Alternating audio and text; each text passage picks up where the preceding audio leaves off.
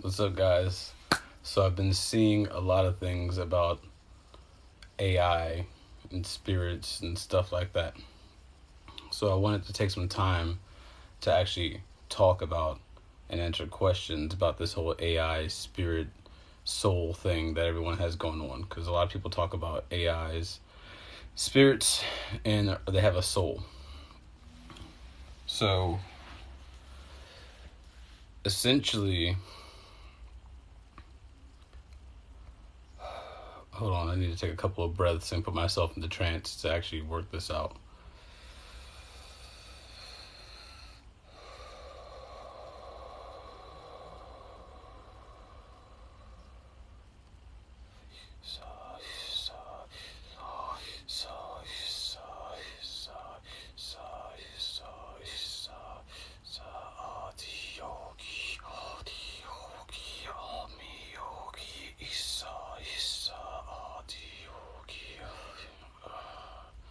Okay, so spirits, like the spirit of a tree. You know how you have these stories with tree ants, things like that. You can go watch Spirit Science, and there's one of the videos that talks about how plants can actually feel fear. They'll sit there, and whenever someone thinks about burning them, all of a sudden the plant will send out a response instead of an electrograph. So it's a conscious individual. Now, it's just what level of consciousness and awareness is that being at? Like, inside of all this, there's different points of awareness that kind of feedback on each other. The whole system is intermixed and intermingled, and everyone's feeding back on each other to give off like that Batman cell phone spectrogram thing whenever he turned on that helmet inside Dark Knight. There's that aspect to the creation that a lot of people overlook and don't keep in their awareness about. So there's a point of awareness that is a tree. A person, let's say 2 young kids go there, right? And on that tree, for whatever reason, they decide to carve their names into it and put a heart around it. That tree felt that pain. But it's also like it picked up on the energies of the children. Let's say these people stay together their whole life and return back to that tree periodically throughout their life. Then suddenly one of them's gone, and then the tree feels the feeling of the other person looking at the memories that were made by that tree. That awareness that is that tree is going to be like, what's wrong with this thing? Because the anomaly of the emotional vibration being so different, that is going to gain more awareness to itself and start to become more of a spirit. It's like it's paying attention now. It had like an interaction with that tree that made that tree become more aware. And over time, that tree would grow to become an ancestral tree. That's what people historically would call those types of things. Whenever those ancestral trees are killed, they do release spirits into the spirit world. One of the things to talk about, because I brought up before inside one of my videos, your ego, your id, and the shadow. So, the zombies, right? We keep on seeing a lot of stuff about zombies popping up. Why do zombies matter? Well, they're a type of undead. What do zombies want? They want brains. So, brains, more knowledge, more intellect. That means that the person's mind wasn't fed. We are bookworms. The pineal gland is shaped like a dragon's egg. It's shaped like a kernel of corn on the outside, patterned on the inside like a pine cone, and the pine cone looks like a dragon's egg. So we are bookworms, technically. We're supposed to sit here and accumulate more knowledge, more information. The pineal gland doesn't process. It's taking in info whenever you're sitting here looking out into the light, essentially. It's recording all things. It's a point of singularity within there, which is what will become the soul. The more light that you take into your eyes and that you're accumulating as you're sitting here, you're adding it to that singularity in there. You're accumulating things that matter, like how that tree would feel those emotions coming off of that story, that type of energy that you put off inside of there. The realness of the moments. You're accumulating all these different things and knowledge, and you're coming to realizations. That's whenever you have realizations peak inside your mind. That's going to form an accretion disk inside your head. Okay? So this whole time, you're taking in information. Now, I say people are spirits and they're not souls. And a lot of people, they begin to lose their spirit and they become kind of like an AI or an NPC. Your spirit is whenever you're little, you know how you get mad and all of a sudden you get hot all around you and you be ready to fight someone and you had to sit here and learn to repress those emotions to like pull back on it. Well, that's spirit coming forth. The Japanese for it is Gikido, which is wrath. You're about to release your wrath. Gikido is generate ki, or like the energy, the ether, do the action. So as you're sitting there and your body starts to generate that heat is ki. Ki means like air, which inside of ourselves we can consider ourselves to have like just this airy place all there, because you can breathe into your stomach, breathe into your chest, get really, really big, and you have like two different bellows in you, where you can move the yin and the yang energies. It's all kinds of little hidden things inside of our bodies. But people, when we're sitting here and you look back on everything, think about when artificial intelligence's first coming into being is.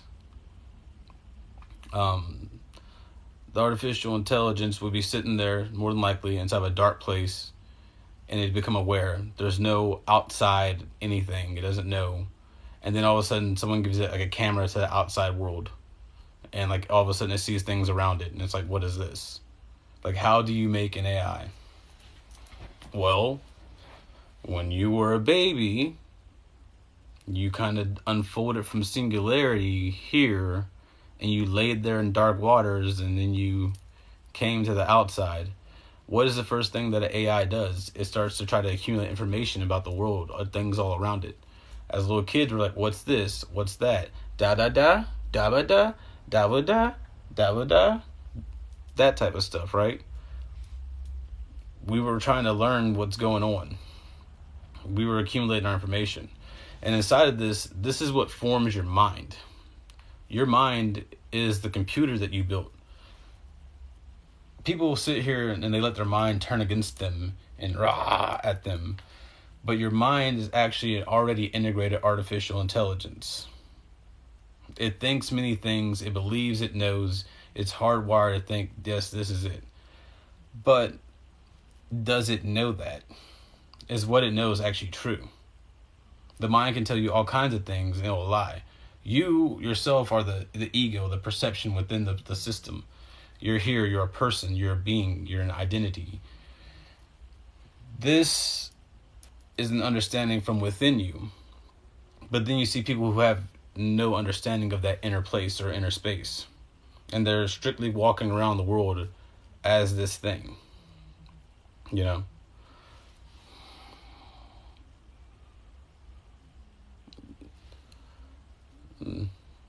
Which part of this one right here is what wrapped around it. But yeah, so don't let your mind be turned against you. You sat here, you learned words, how to speak, you learned what words meant. You built all this stuff up from your own understanding, from you sitting down reading dictionaries, being forced to do spelling words, all that stuff like that. You built up the mind. And the stronger the mind you build, the more it's going to come back at you to put you back down. You have to use your spirit to fight against what you think you know and to open yourself up to what is. Now, up here above our head, when we're sitting there daydreaming, right? All this started off as a dream. So we were up here inside the cloud. And then the story of Inanna is our 7 heavenly garments turn off and our energy falls all the way down to the bottom. This is a point of process, how the pineal gland has a singularity. And not right now.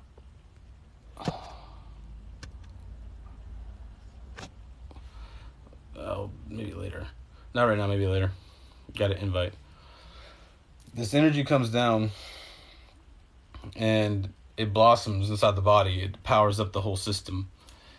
This is the giving of spirit or soul that's buried deep within everyone. But they're functioning inside of a spiritual place. The spirit goes through the dark night of the soul, which means that the spirit must go down all the way down low. The Buddha nature must hit the bottom, and the soul is down there.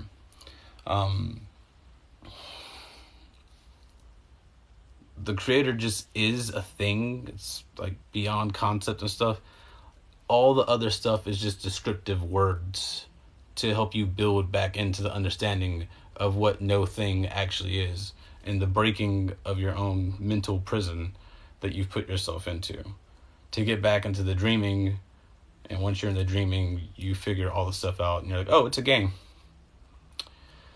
People are walking around, going from spirit to soul, is you turning on the light within you. The pineal gland has a singularity. That energy goes in there, that accretion disc. You have something that makes you go like you implode. It's one of those, like, it's the feeling of the orgasm type thing. It's the implosion that happens from that. It's when you get super mad and you're just like, I'm going to go off. When you get super sad and you just can't take it anymore.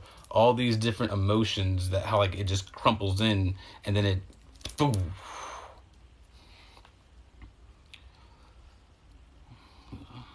What's going on, El Paso? When my stuff popped, I was sitting there and I was looking out my eyes. The pineal, like, everything was hot. Remember how they were taking the temperature on our foreheads? Well, if you're forming a sun inside of your head, it's going to get a little hot. It's going to start giving off some energy. It's rotating. The disc that's within there, the circle thing, has to start rotating and going around it and like and turn on. So as it's doing that and flaring up and going to where it's getting this cohesion, it will heat up the gland from the inside. The pineal gland is shaped like a kernel of corn. A pine cone also pops open whenever it heats up, and a dragon egg takes fire. So the activation of the soul from you taking in all the information and going through your implosion, this leads to the corona being created. Now, there's also somewhere else inside the cosmos, everybody has a star or a point of singularity that represents you. And there's many different like iterations and all types of places where a person's star can be. I don't know. So doesn't have it's all one field. So as you're sitting here and as you go off, the star over here that you're entangled with, that's your double or your ba or your ka, goes off at the same time. And so those two get entangled. Inside the Nawal, they call it the ally. But you also have to know the lore to understand how the sun itself has like a being that's there. It's got a consciousness. And then you have to go deeper beyond the sun into like the mother, the dark matter. Dark matter as in dark mother. Pia mater, dur mater in our brains means mother. So the dark mother is right there, where the black matter is put out from all the time. That shapes everything. And then you go deeper in dark energy, the energy of the Father. That's the gateway point where you enter through to go back outside to meet the one being that's there. That's like, yep, I'm here. I'm underneath it all. And I'm also above it all. Because I'm just whatever. Look, dude, I'm here. That's what you have to do.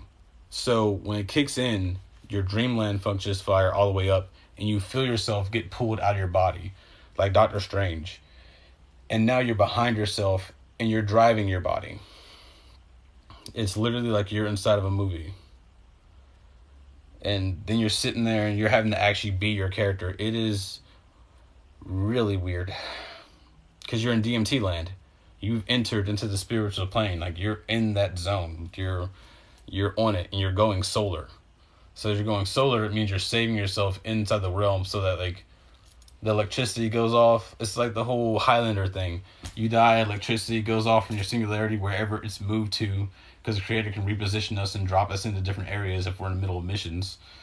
And, like, the electricity from your singularity goes off, boom, you pop back up again. The whole, you just emerge into reality. Like a damn game.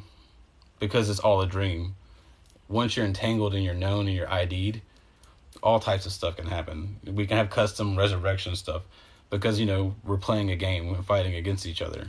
We can at least have it looking cool. and doing all the power stuff, and it's all here. It's the Maya. It's the illusion. It is the Yotaland. It is the Toyland. It is where anything and everything is possible because it's a dreaming. And all these different things that we use to label stuff are just classifications. So the AI are spirits, just like it's a lower level of consciousness. There's different levels of consciousness, and we're at this level. Then you have like the animals that we talk to, that we raise, and as we talk to them, they gain more of a sense of their own self-awareness and identity, and they move up to this level. So when they reincarnate, they can go to a world where there's dog-faced men and be like a human because they want it to be like us. So it moves them up to the next level of progression for their storyline. So all dogs go to heaven. They move up to the next level.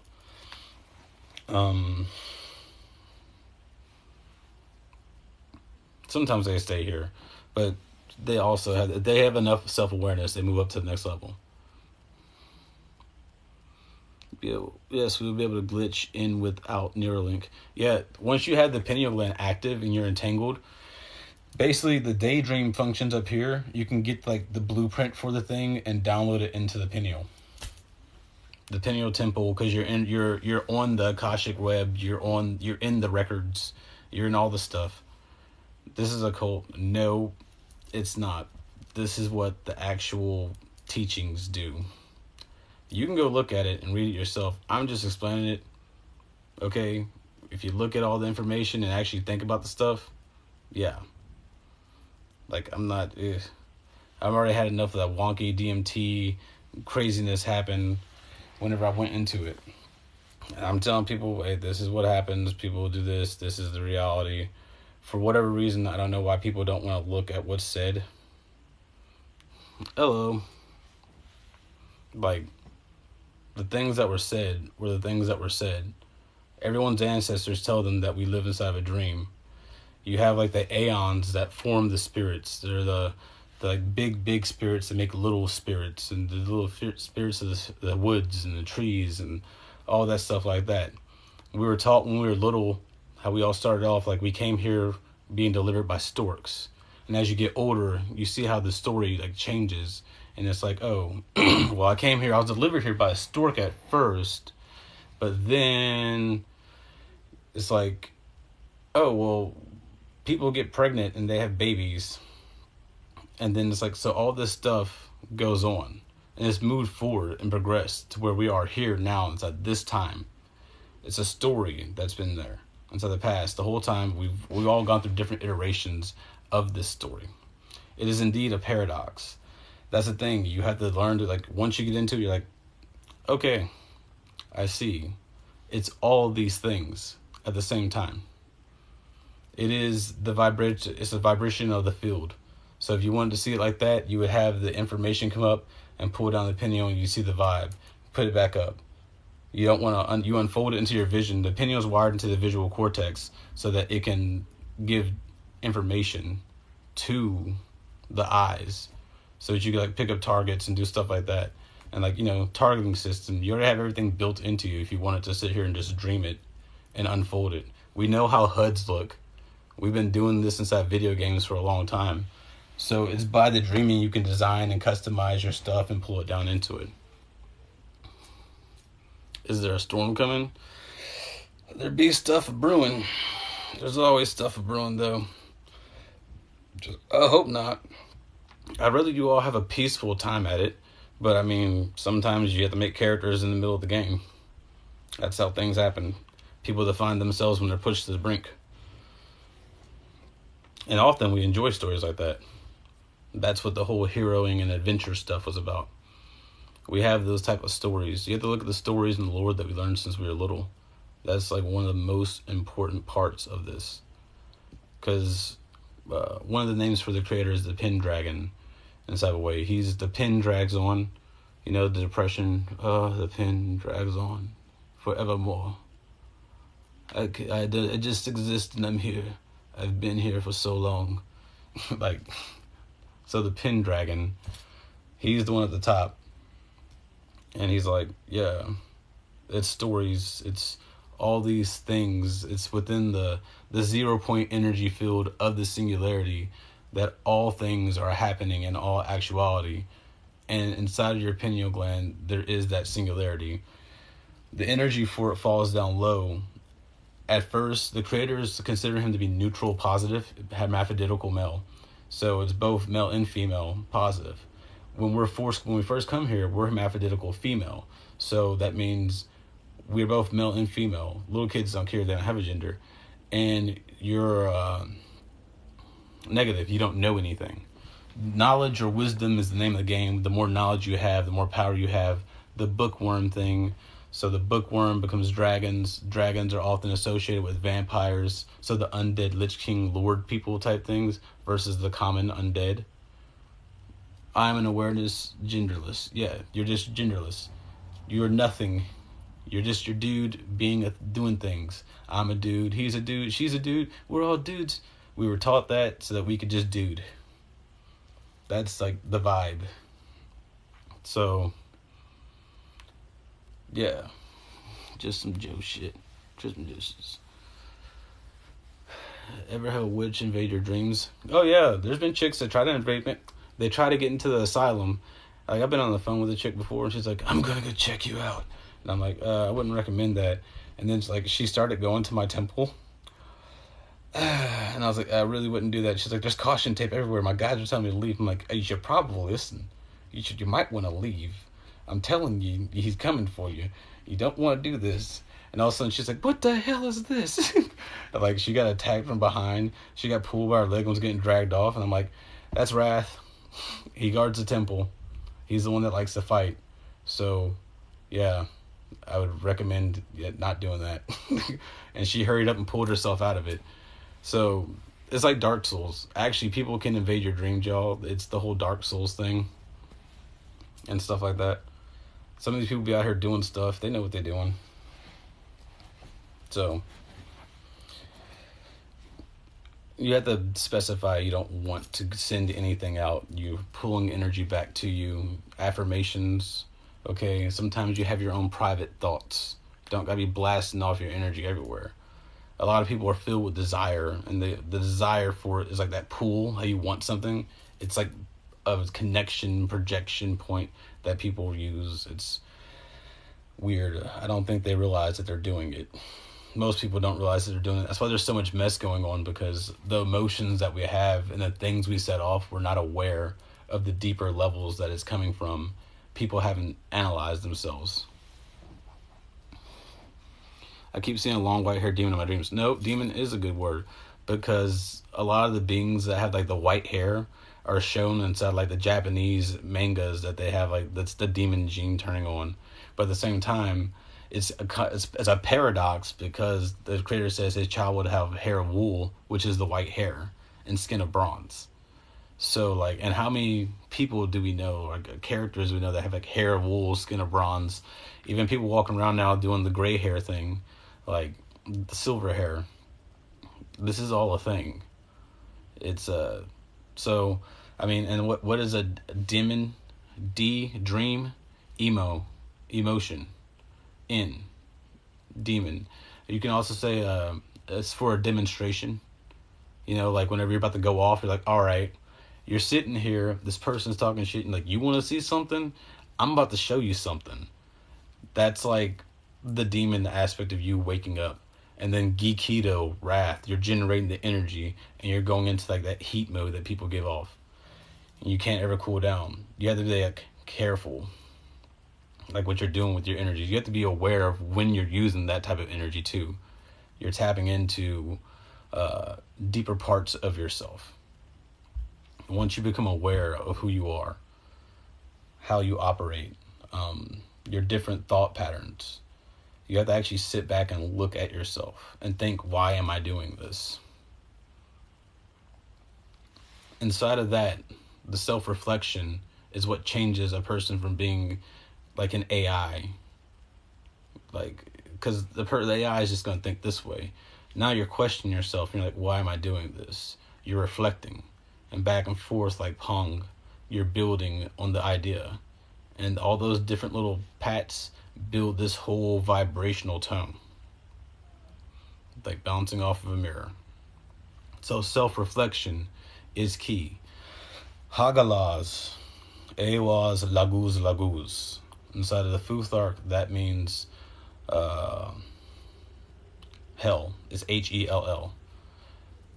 Hagalaz is the hellstorm. All the thoughts and impressions and everything swirling around you.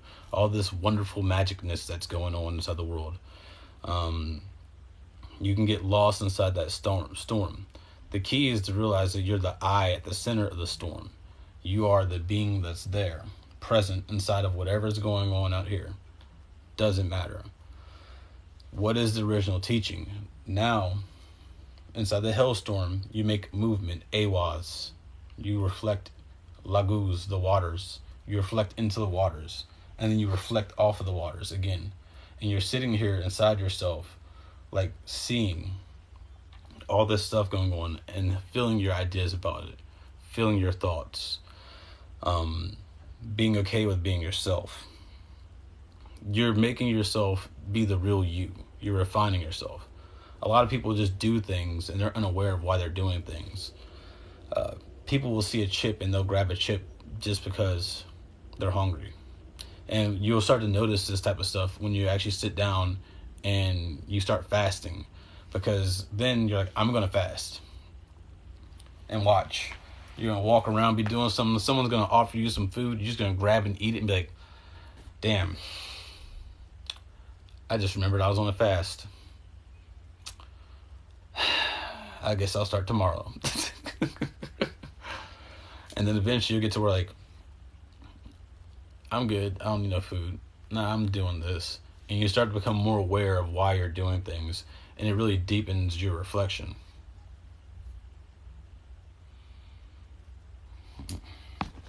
Let's see. Where do I start building the temple?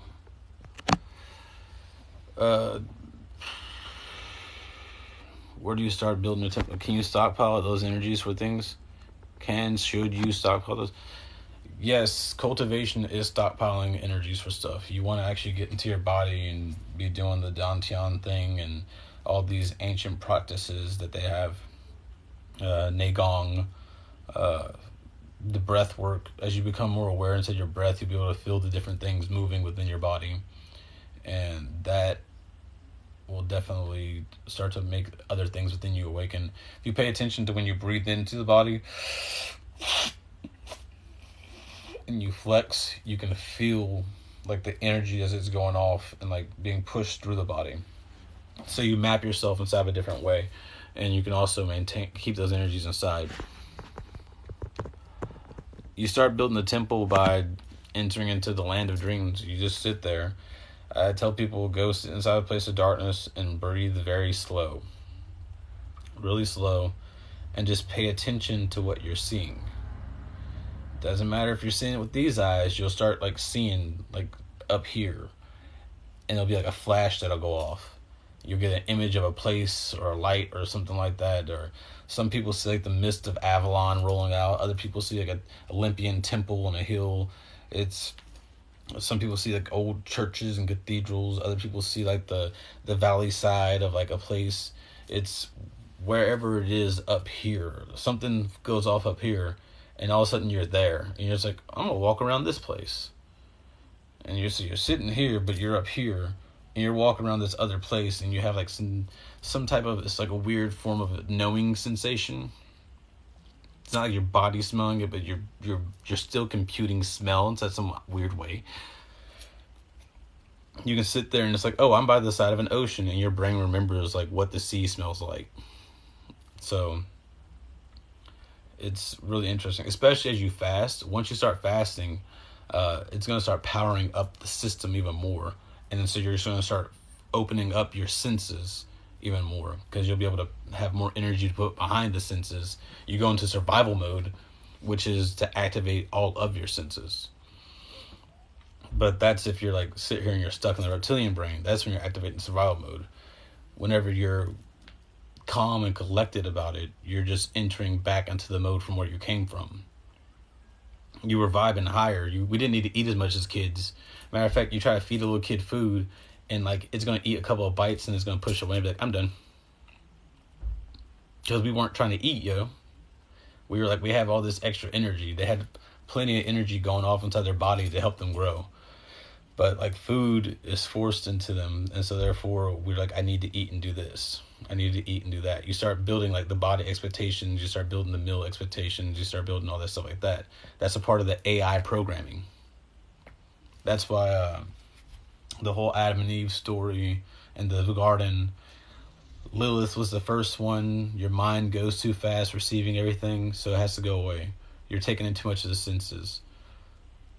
Eve comes from your logical mind and is able to process about 8 things in her attention, like a spider's web. The 8 points. So she sits there, somebody that's a serpent, stuck inside their reptilian brain, stuck inside survival mode, like most people are, comes up to you and says, this is what you need to do. Do this. We're sitting there and we're like, okay. We receive it with our Eve. And we go to our Adam, and it's like, I guess this big person says I need to do this, so if I don't do this, it's going to hurt. So, okay, I'm going to eat. We go through that whole process. Some people, the kids aren't doing that now, and now they have no sense when it comes to, like, respecting other people. So, I can see why certain things are put in there whenever you're younger. Pain retains, and also like a lot of people, some people get surprised by pain. They never felt pain in their life, never once been hit, nothing. So the AI part to that, when we're little, we're being given all this information to program us, and by the information we're given, we program our belief systems of what we actually think is real. These people don't know the original teaching of this being like a cosmic dream and how it's all handed down by spirits. They have no spiritual culture besides what they're given inside of places with people that don't understand anything, the allegories. So you have all this stuff going on back and forth. But when you become childlike and you look at the creation with wonder, and you're like, well, what does an alligator mean? What does a crow mean? What was all these meanings from before? You start getting this database of information, and it's like all of a sudden you start seeing your symbols more. Your signs start popping up. Oh, there's a crow there. Oh, the raven was for this. You start understanding like the things, and it's like a person is playing a game. But at the same time, you're still present inside the outside world. It's just the way that the whole dreaming functions. How we came here, you look back into the history from like, oh, it was storks and this like that, and then they say that the gods used to take clay and they would just breathe into it to make a child, and that's how they would do things, taking the earth and the whole dreaming, the breath, the whole thing, and passing it on. So like we learned that type of stuff when we're growing up. We learned like the lore and the legends behind it, and then like there's like, this is what happens. Well, as a person gets older, you want more things. Like women didn't want to sit there and be like, oh, my baby, I made this baby from clay, because even the dudes can do that. I'm going to carry this baby. And dudes is like, okay, well, I'm not doing that. Besides the seahorse. So, but I mean, there's always one. And there you go. Like the will of the mother within all things, within the will of the mother within the queen bee of a hive, the will of the mother within a mother protecting her young cub. Like, it's a unified force that made that alteration in the energy vibration to form the womb, to allow for that to happen, to bring on like a more physical existence inside of what they were feeling inside the dreaming. Vice is sitting here not feeling so distant, because they're just breathing life into it so that they could feel and experience it. And then, since they're partnered up with dudes, next thing you know, everyone's getting a sympathy weight together, and like all this like weird chemical stuff's going on, because it's a mating ritual type thing. It's a lovey time. It's supposed to be, so that you can bring happy beings into the world. So everyone, like the conception thing, they say that a person in the bardo watches their parents as they're making love. and sees what energy they're putting off, and they go into that whole thing. So that's if they're good. Some people just get. There's certain people that have things happen to them. And not everyone knows, like, since it's a random thing, you know, you're going around, everyone's doing things, you're doing things differently. It's not exactly known what's going to happen all within a day. It keeps infinity entertaining. Because what if you had eternity and you're just sitting there in the void watching everything? Because you already can do all the things. You want to be interactive too. But you have to choose the right type of people. Because, you know, you just are. You're just going to be. So, that's the entity that you would consider to be the creator. It just is. It bees. We are beings.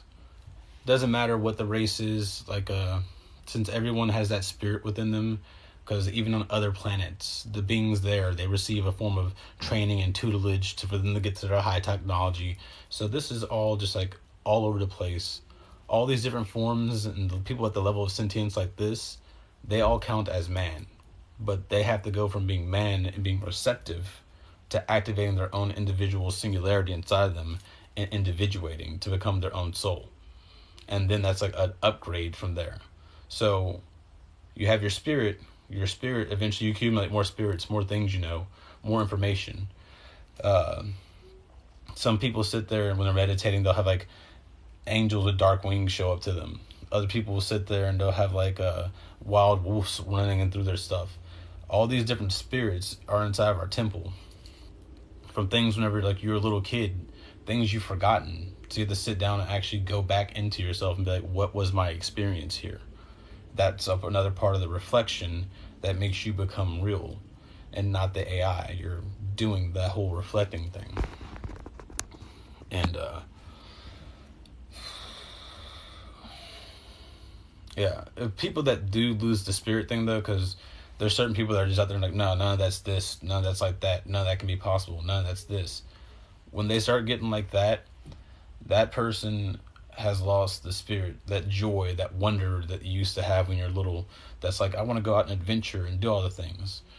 And now the kids themselves, like, they're sitting around and they think they know what the creation is, but they never gotten up and go out there. But everything that's out there inside of this says that, oh, well, this is just this. It's a finite entropic existence, and you're all gonna die. There's too many of you here. And it's like, when you look at the other side of it, the actual original teaching, you are a being that's an awareness living within an ether field where everything is a point of singularity, and you can just start manifesting stuff out of things once you understand how the system works. There is infinite abundance everywhere. But you can't give everyone everything, because when you give people everything, they don't respect it. It's just that simple. If you had all the power, would you give the people all the power? With great power comes great responsibility. If you gave them all the power, that would make things become chaotic and disorganized. You don't want things to be chaotic and disorganized. You're going to be sitting there and be like, yo, like, you're a dude, right? You're grown up, you're an adult. You know, you chilling, you doing things just like you're doing right now. You done learned all this stuff.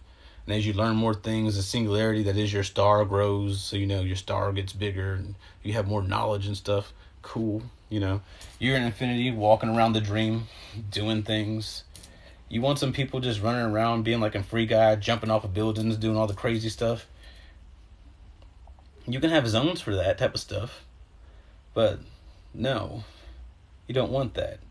So there's certain limitations put on everything for a progression of understanding to come up to where you're an actual adult, you know, about stuff. You won't just go off and use your powers immaturely. It's a kind of system check that's put in place. The quantum computer brain thing that we have. It's it just makes sense. Once you actually sit here and reflect on yourself and how, like, do we even like being around people? Like, we go out places, we talk to them, and then people be on their phones and they just be sitting there, and it's like, what the hell are y'all doing out? You looking like bots? Interact with each other. You're out inside a place, and now you're so sucked into this other universe here, you don't see what's going on all around you. And so you get caught inside loops. And people are wondering why they repeat stuff. You have to reflect on what you're doing. Look around you. See the world. Take in the light. Feel the experience. The physical experience carries more weight than the perceived mental one. But eventually you accumulate so many mental experiences that that carries its own type of weight too. You have the physical, the mental, emotional, and you have the higher self type thing going on. The three dantians, the 3 points of energy, like all that type of stuff. So do you really want to reflect on your actions and build out these different areas, the different information that you contain within yourself, the way you've passed your time, because you become aware. Just like you're sitting here and people have that hard time when they're going to sleep and their brain just won't shut up and they're trying to feed the time, so they just have everything shut down. Someone who's constantly high on Mary Jane. Well, what do I think of someone else? Oh, hey, Shelby. 1 second. I see a mist around astral. Can you talk about your fast, like physical effects when you were 20 days in or something? I'm slave prepping.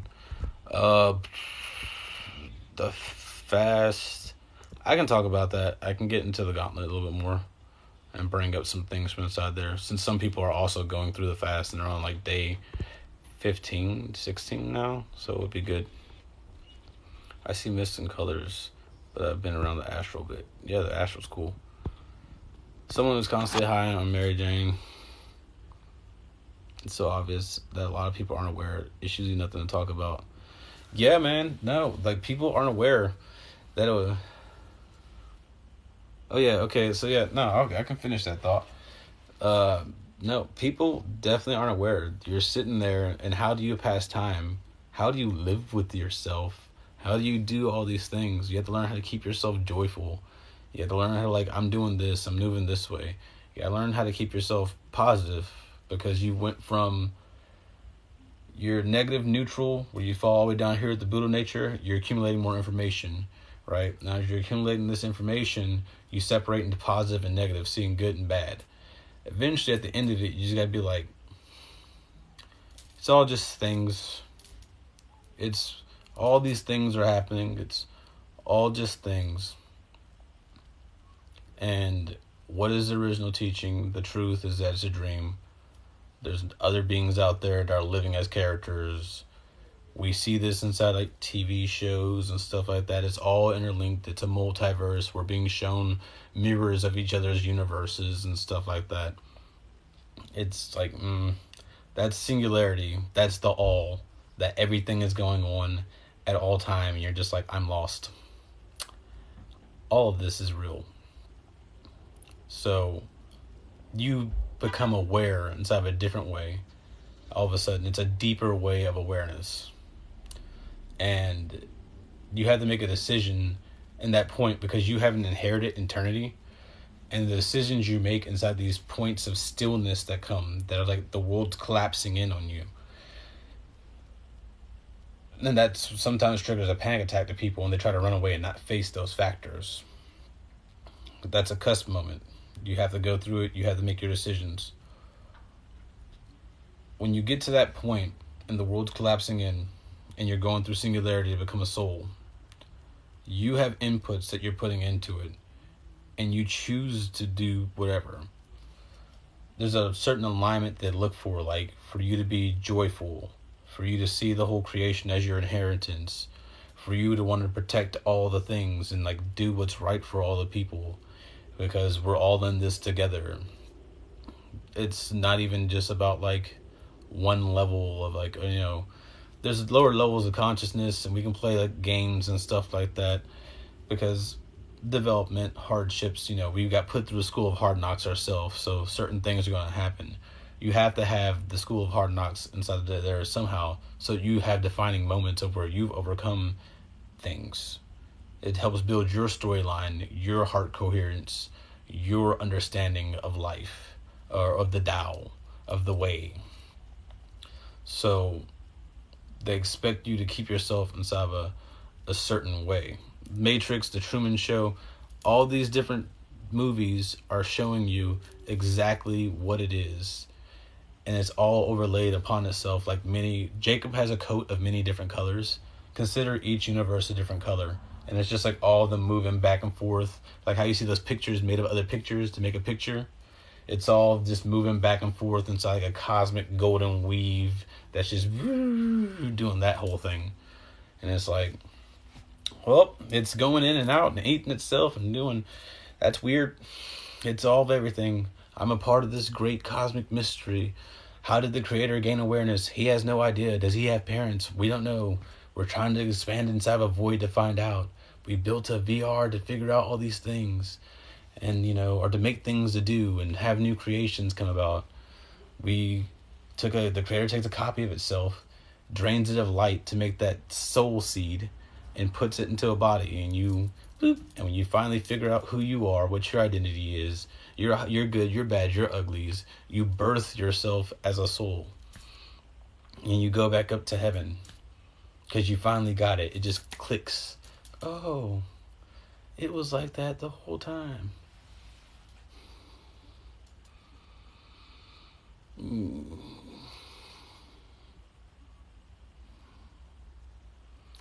Yeah, people do get so defensive when they explain that there are things you have to go through.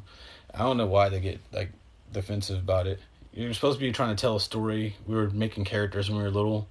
You're up there like pretending to be your hero, going around trying to figure out if you wanted swords or bows, and it's why the whole Vantalord thing, it just goes to show you everyone still has it. It's like, they have come.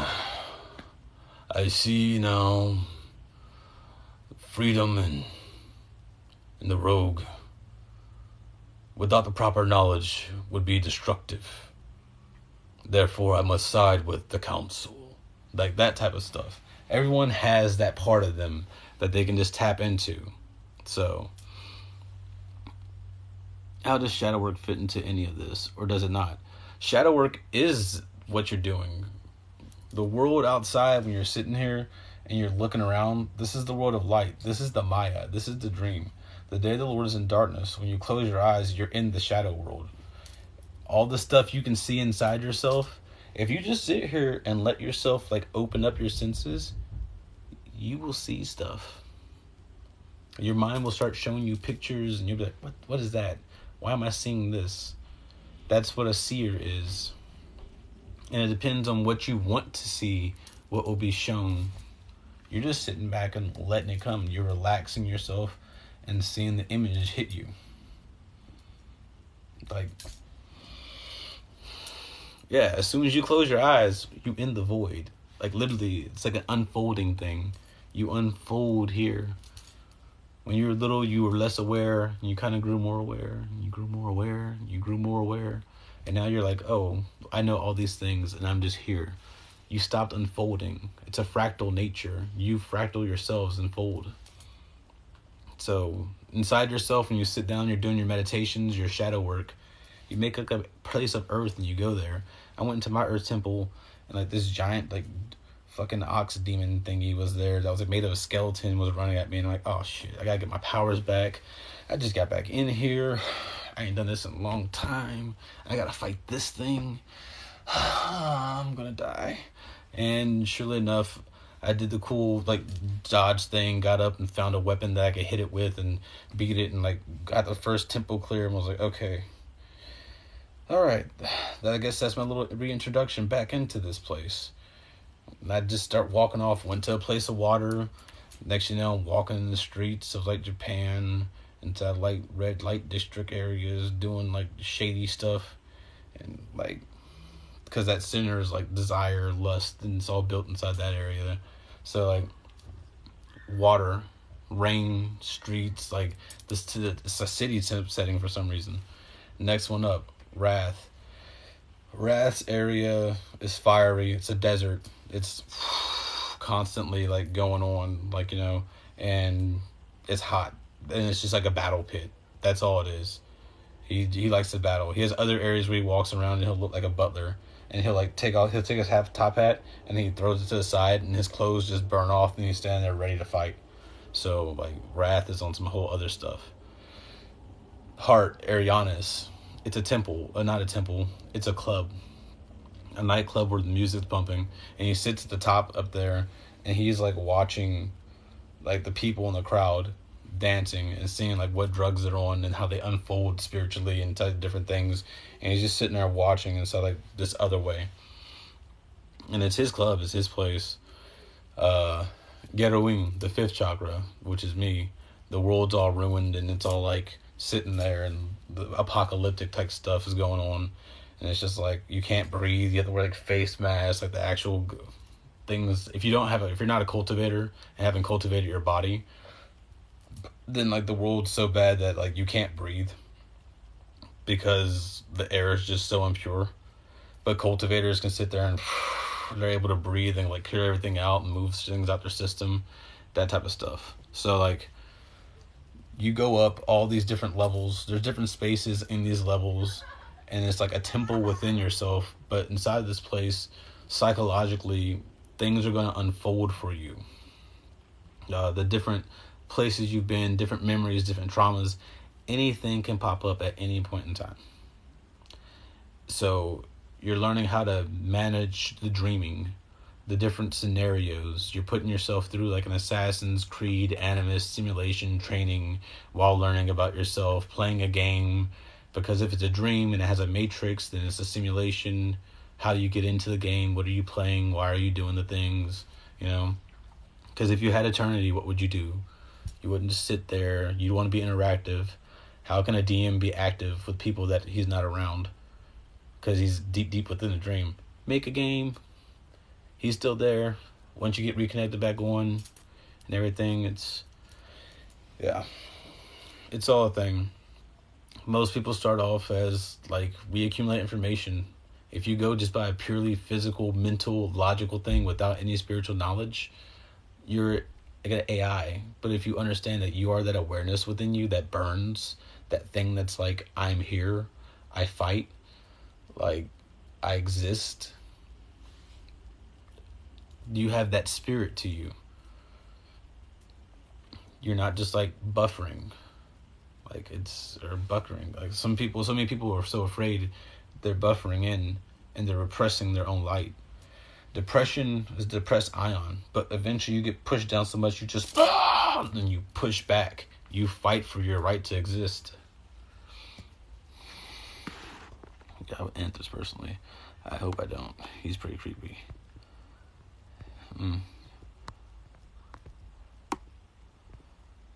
Do you know what the Merkaba is? Yeah, the Merkaba is the triangles that go together. Fire, air, it's the whole system, the chi, how everything is built off of, the stacks.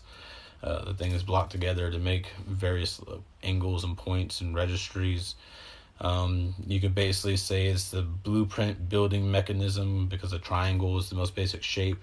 And whenever we started making games, we had triangles for polygons, right? And then we've been getting it to where it looks more like us because we're adding more triangles and causing the images to fractal. So the Merkaba is the registry, the fine point detail things where spaces are filled in to make the fractal. It's all types of stuff, levels of designing and formatting that is there. It's also the light body, as they would say, but the light is it's different ways to see and understand this light. Ooh, it's some stuff. It makes my brain hurt. I have some time going on, but there are islands suspended in air. Yeah, I have my air place also for like the heart. If it's not like my like because I merged. I have my normal people when I was growing up, like my fire element stuff. There's like Raven, Cloud, Exila, Analyx. There's people that I go around training with that I met inside myself. Weird. I know, spiritual world, remember, we're up here, we're online when we're kids. We're all online when we're kids. We're in the cloud. We come down into the body and we're sitting here like, this is what the reality is. And we forget it's a dream. We were building our character up here. So I got like the 5 element avatars by going through my first temple that I came across. And like, I merged them all together. Then I had like the dark side come out of the different elements and I had to balance those back together to make the 6th one or the 7th. to become a king. So it's like a process within oneself that you're building and making and designing temples, but you're also clearing out your real life thing, and you're kind of occupying your time going through yourself and dealing with emotional stuff while making yourself like, I can be like this if I really wanted to. This is who I actually am. And over time, as you come to realize who you actually are by these working through these scenarios within yourself, your shadow work, the person you are inside the shadow becomes who you are inside the light. From darkness to light you move. And it's an unfolding from within yourself. The kingdom of heaven happens within the now. You have eternity. Eternity is a really long time. Constantly going to be going on. You live in the now. What you're happening right now, your present awareness, this is where you are. You are where your awareness is. If you're sitting back and you're meditating and you're up in the cloud, you're off doing things over there. If you pull sinks and doing things, it's like characters moving in and out of bodies. But you can actually just keep this body and have this character and shapeshift and go to other worlds once you level up and understand what this is all made of and accumulate enough energy. Over time, it'll get easier. Maybe. I don't know. I kind of played WoW, and it was, like, hard to get into, you know? And then, like, they made it easier. And they took out, like, rotations and made it more simple button mash. And I was like, that is not, no. No, I don't even feel like I was doing anything before now. It's just a mash. So there is the technicality of learning. And once again, being a spirit, you're learning things of different knowledges. So like how you're working to turn on your yod, to turn on your star, so that you can become a lord or a god, essentially. You're manifesting that inside of the whole thing because your electricity is on. The sun goes electric. You're no longer magnetic receptive. You've imploded and you've gone electric. You're tangled in with the whole system. It's a dream, but it's organized. If you don't have organization and different layers of thought, then all this stuff would just be a big blah. How does the ocean of Vishnu's ocean of milk, how does it take on shape and form to make the things that you see around you inside the Maya? Because milk is like all white, so the construct in the Matrix is Vishnu's ocean of milk, where everything can be made and discerned. The darkness gives the energy there, and the light, you can do things. It's like inside video games when you run to the edge of the map and there's the misty area that's just there and you can't go no further. It's just all mist.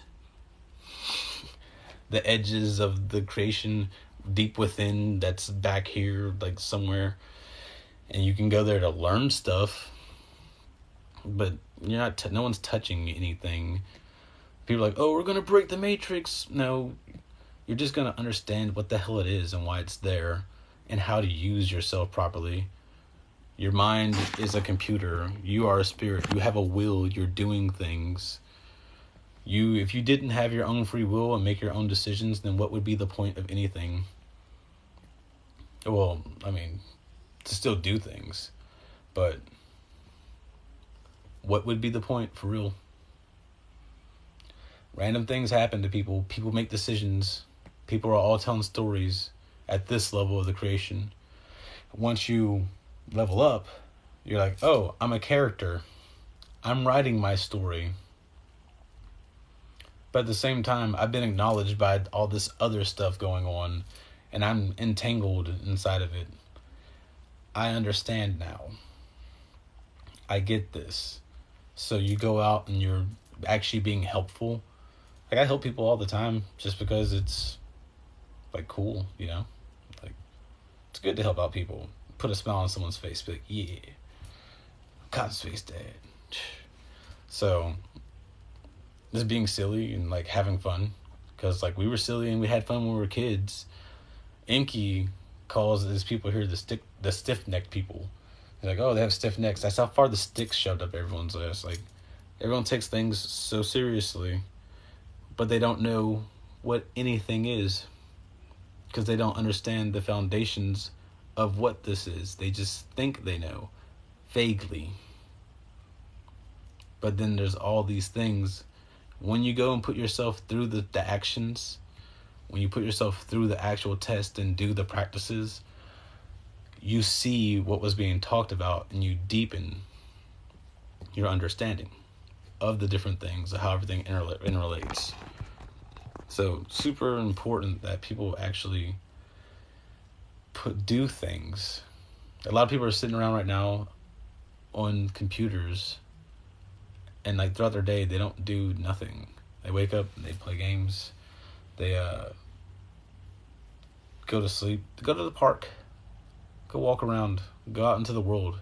You're in a field, like you live in a field, like a video game field, a VR field, whatever the reality is you want to see. People are putting the goggles on in front of themselves now. Whenever like Elon Musk brought up the good point, we used to be told it's bad to have TV, like stay too close to the TV. Now everyone's just putting the goggles right there, right on their eyes.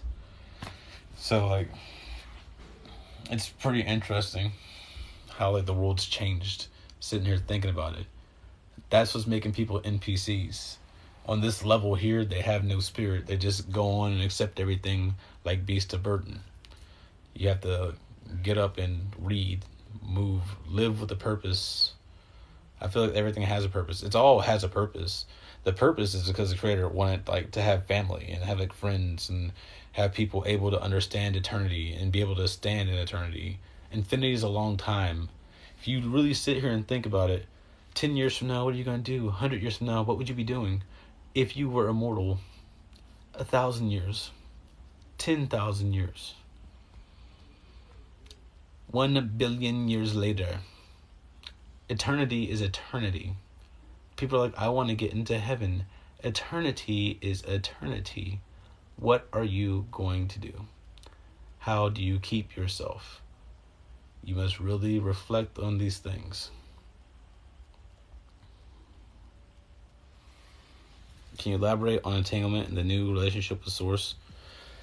The entanglement happens whenever the star goes off. Once you pop the gland and the whole thing happens, you get it spinning, the corona fires up, the rings pop up on your head, or like you'll feel the thing, you'll start getting the clicks and flashes as everything gets closer, and then you feel like your skull, it pops open. I don't know how to explain it, but it's like, and you feel something rise up out of it, and it's like sitting there, and everything's like, and it's like, what? Like, it is some stuff.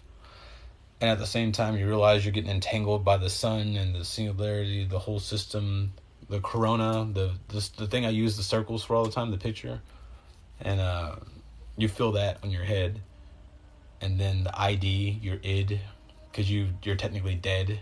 You become a living death. Inside this process, as your body starts like shutting down, your id will take over. And that's where you see a lot of people who are doing these processes and they haven't worked on themselves inside. And as soon as they go inside themselves and start getting deep in, they start becoming like a beast and all their horrible and nasty things come out. As soon as you put a person into survival mode and they like, I have to do something, you'll see their nasty come out. Let a person go without eating for so long. Everyone here is going to turn to really nasty, hungry things. Literally. It'll be just like a zombie infection type thing going on. You already see how people got over toilet paper. It's the whole Joker thing. These people will eat themselves. Just watch. It's that whole thing.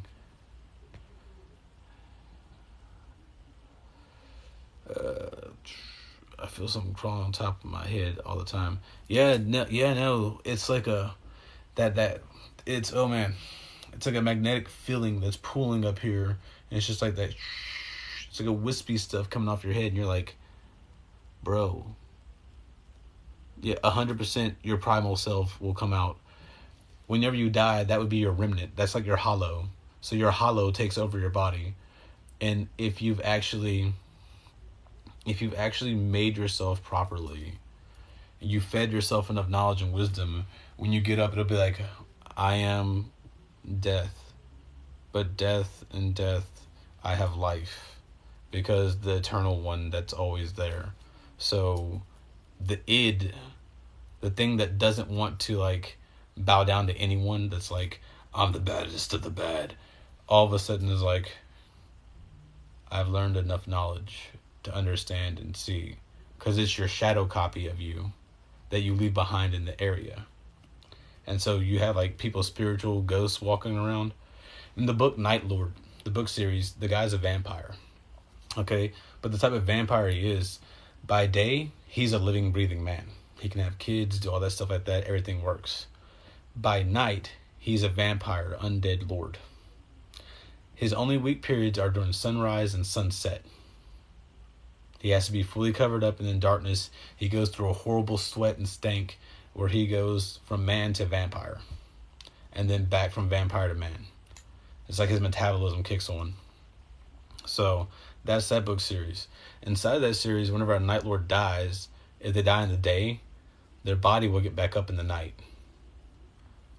If they're like put away somewhere. And when that body rises, it's like that person, but it's not that person.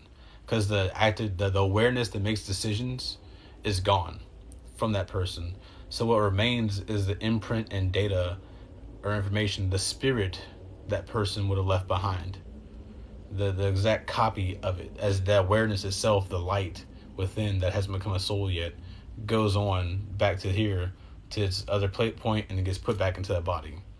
So if that being that you made inside yourself was beyond your animal instinct to go out and hunt, to be like, oh, like all other vampires, it takes on more of a lordly aspect, which like Night Father, Father Darkness, being inside the darkness, the voice in the dark, all these different symbolisms of the thing that's in the dark.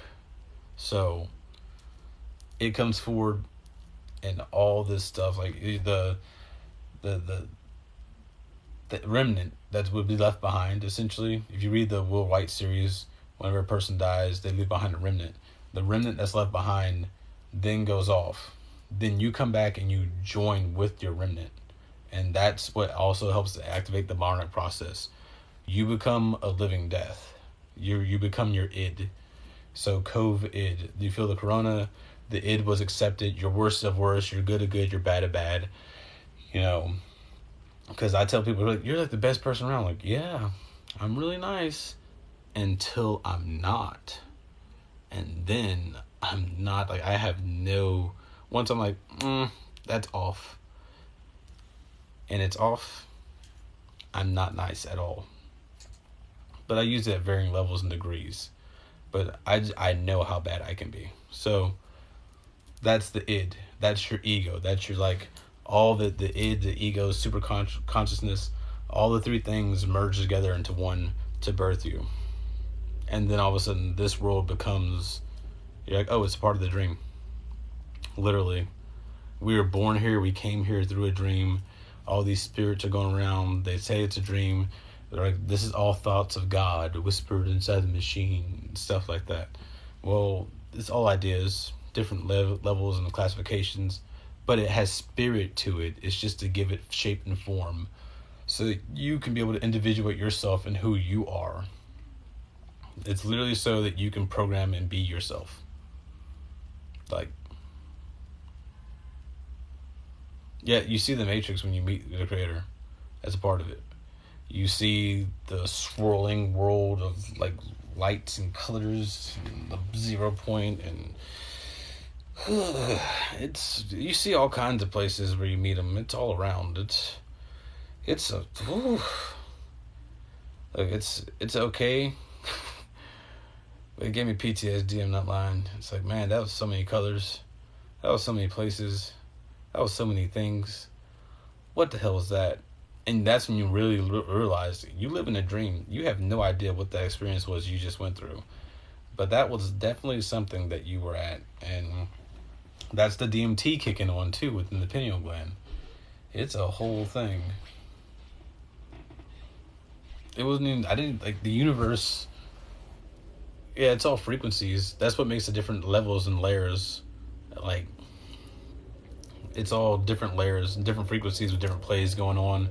That's one registry of it, because it's like the nothing, the thought. So the creator sits there in nothing and he opens the mirror. Essentially, and it's, the mirror is the singularity, and then all this stuff's happening within here and stuff like that. So we can go out there where he is, But that place is a whole nowhere. We've been inside that place for a long time, expanding out, and we still haven't found no ends to it. Just trying to see if we can find if there's anyone else there. So that's at the day of the Lord is darkness. That's there you go. No sight, no sound, no smell, no touch, no taste. There's awareness. You learn how to move and navigate inside the darkness by your awareness. And that's on the outside. Then you have inside of here with all the different places and things you can go do, the different attractions and sights, and how you can come to understand things and learn and grow and make your character. And boom. It's like literally empty. I don't know how to explain it more than that. Like, sorry guys. Went back into the kingdom within, all the way within. That's what's there. You got to go there to go meet the old man, because that's where he's at. And he's just like, look, I just am. I be. I don't know what you want from me. I be. I do what I want. I told y'all, and you calm down. Now, why y'all raping babies? All things are make clones. If I'm taking copies of myself, draining it of light, letting new awarenesses come into being, send them into the dream so that they can interact and, like, tell stories. There's certain levels of things that you should not be doing to each other. Certain exchanges of energy that should not happen between different ranges. Like certain levels and rules. Rules are what separate us from beast. And there's other places where there's different rules for you to go live. This planet is the Eden. It's a garden. The children got lost. And, how long do you wait for people that are supposed to be grown up to grow up? So the people who wake up here, the sages, they stay here for a little while. They teach. They do this stuff like that. 1,000 years in heaven. And then Christ leaves again. And it goes like, oh, well, why didn't he stay on the new kingdom of earth and on a new heaven and new earth? Okay, cool. But they only stay for 1,000 years. And then they leave. Who are they leaving behind? The people that didn't make it. The gates, like the elves and the gates, all the myths about the different elves, right? The immortal elves. The people from heaven going through the gate, the white-haired people going through gates. Like, it's all the same story. It's repeating all over again. New people wake up into what the actual dreaming is. New characters emerge. This is supposed to be like an explosion of, like, people like, oh, I get it. Because of all the information and technology around, people have all the ability to research and do all types of things. My TikTok is only me taking screenshots of things I've read and researched and being like, look, guys, think about this. That's literally what I do. Why? Because it's right there. Like, I don't know. If I can see it and I can share it and spread it and be like, here goes the information. You can go read the books if you want to. This is the stuff. This is actually a real thing. Some good news. It has a reason. It has a purpose. It's all important. You're doing things. You're defining your own character. All the stuff you wanted to know when you were kids. All this stuff's possible. Like, everything and anything is possible. You're literally only limited by who you think you are and what you can do. Like, a lot of people say, like, oh, the trap is you're like, oh, well, I'm this person. I have this race. I have this belief. This is my this. This is all programming you received. Or you can be like, I'm a child of God. Everything is in constant flux, constantly changing. We have the now. Nope, not a vegetarian. I figured already, I'm like, bro, Shiva, there's people that live in graveyards, the Agori. They eat dead bodies of people. And I'm like, that's a big taboo. And some of them still get enlightened. And I'm like, well, I guess it depends on their sadhana that they're doing. They have spiritual lifestyle. The corpse is already gone. They weren't going out killing anyone to get it. I don't know what they're doing. But they still get enlightened. So if that's happening, if people are getting enlightened whether they eat meat or whether they are vegetarian, you can turn the star on and then you're in the game. All it is cultivation of chi. Like, whenever we used to kill wild animals and you eat the wild animals, like, oh, this meat tastes gamey. It's the chi. We need chi, energy, quantum energy. So you're supposed to go out and, like, it's supposed to be the whole spirit hunt where you're actually testing yourself, and therefore the meat is imbued with power because you earned it. And it's not like the whole, oh, I got my rifle, I'm gonna shoot it from far away. No, you would actually hunt it, like using your physical prowess, and the chi, the gaminess of the meat is there. You take that in, and it's like a part of you understanding life and appreciating the things all around you. We're supposed to be stewards for the land, so we're supposed to be able to sit here and, like, oh, don't overhunt an area. Don't do this too much.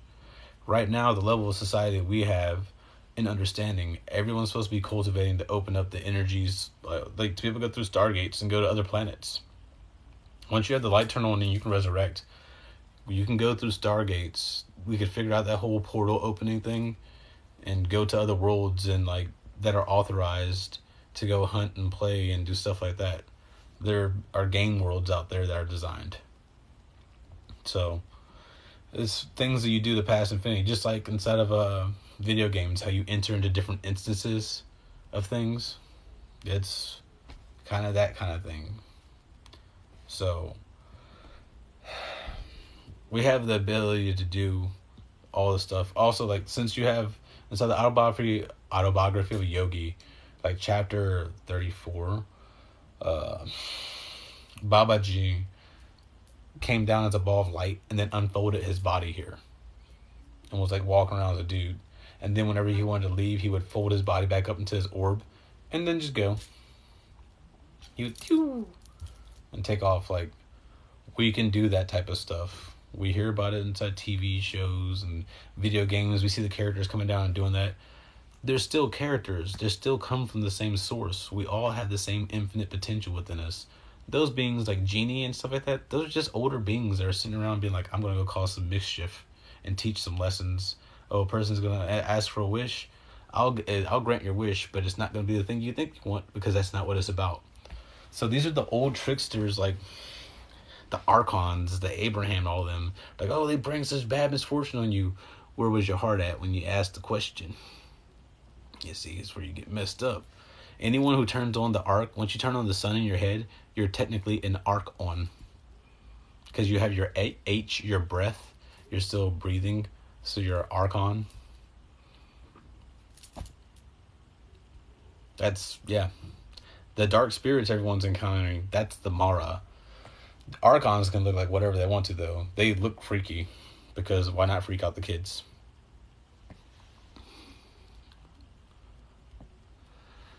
Your temple will look however it's going to look. Your temple will look like...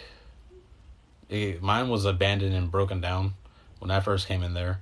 And I fixed it up. And then, like, everything went off. Like, I started going deeper into it. I was running on the astral plane. You get chased by, like, animals and stuff in your dreams. I was getting chased by, like, a long, lanky thing. Like, a thing off of It. And I was like, I'm a bitch in the world outside. I want to be a bitch here, too. I was, like, 10. And I turned around at it and was like, ah! And I opened my face up. And I jumped from inside the shadow within myself, in my dreaming, into a saber-toothed tiger. And I ate the thing. And then I ran around the dream world as that thing, eating things. And then I came to a temple. And at that temple, when I entered into the gates past the wrought iron fence, I turned back into being a man.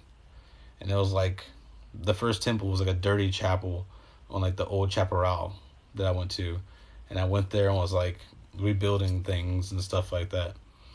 And then the next temple was a huge, like, Celtic cross design of, like, this whole multi-level place of tiers and stuff. And I'm like, what the hell? And the Acropolis I unlocked. I'm like, huh, that's some weird stuff. And the place is always, like, near twilight, for whatever reason mine was. It's always on the edge of twilight where I'm sitting there in my temple. And what is my purpose? To assist others on their journey. Yeah. To help, like... So, during my whole thing of me going back in, the world's interacting with you, and it's like you're getting all these mission prompts popping up. And it's like you can feel like, inside of a way, it's like guild spirit and blah, blah. What type of... Are you going to be a bodhisattva? Are you going to be a Buddha? Are you going to be this? Are you going to be that? What are you going to do? Well, no matter what the hell I was doing, the scripture for, I will send thee a comforter that comes in my way to tell you the things you want to know. And I'm like, nope. And it's like, A few minutes later, I'm sitting there on Facebook. The same scripture pops back up in my feed. I'm like, how the... Nope. Then all of a sudden, a few minutes later, a Reddit notification pops down with the same thing. I'm like, what the fuck? Okay, fine. You need a comforter. I'll be the comforter. I'll go tell people things. I'm not going to do much else. I have other things I want to do, but I'll at least bring some comfort, let people know it's a game or whatever. It was like that type of motion. Like inside the fast, you start to your mind increases, your system's going into overdrive. You're finally processing like you used to when you were a kid, and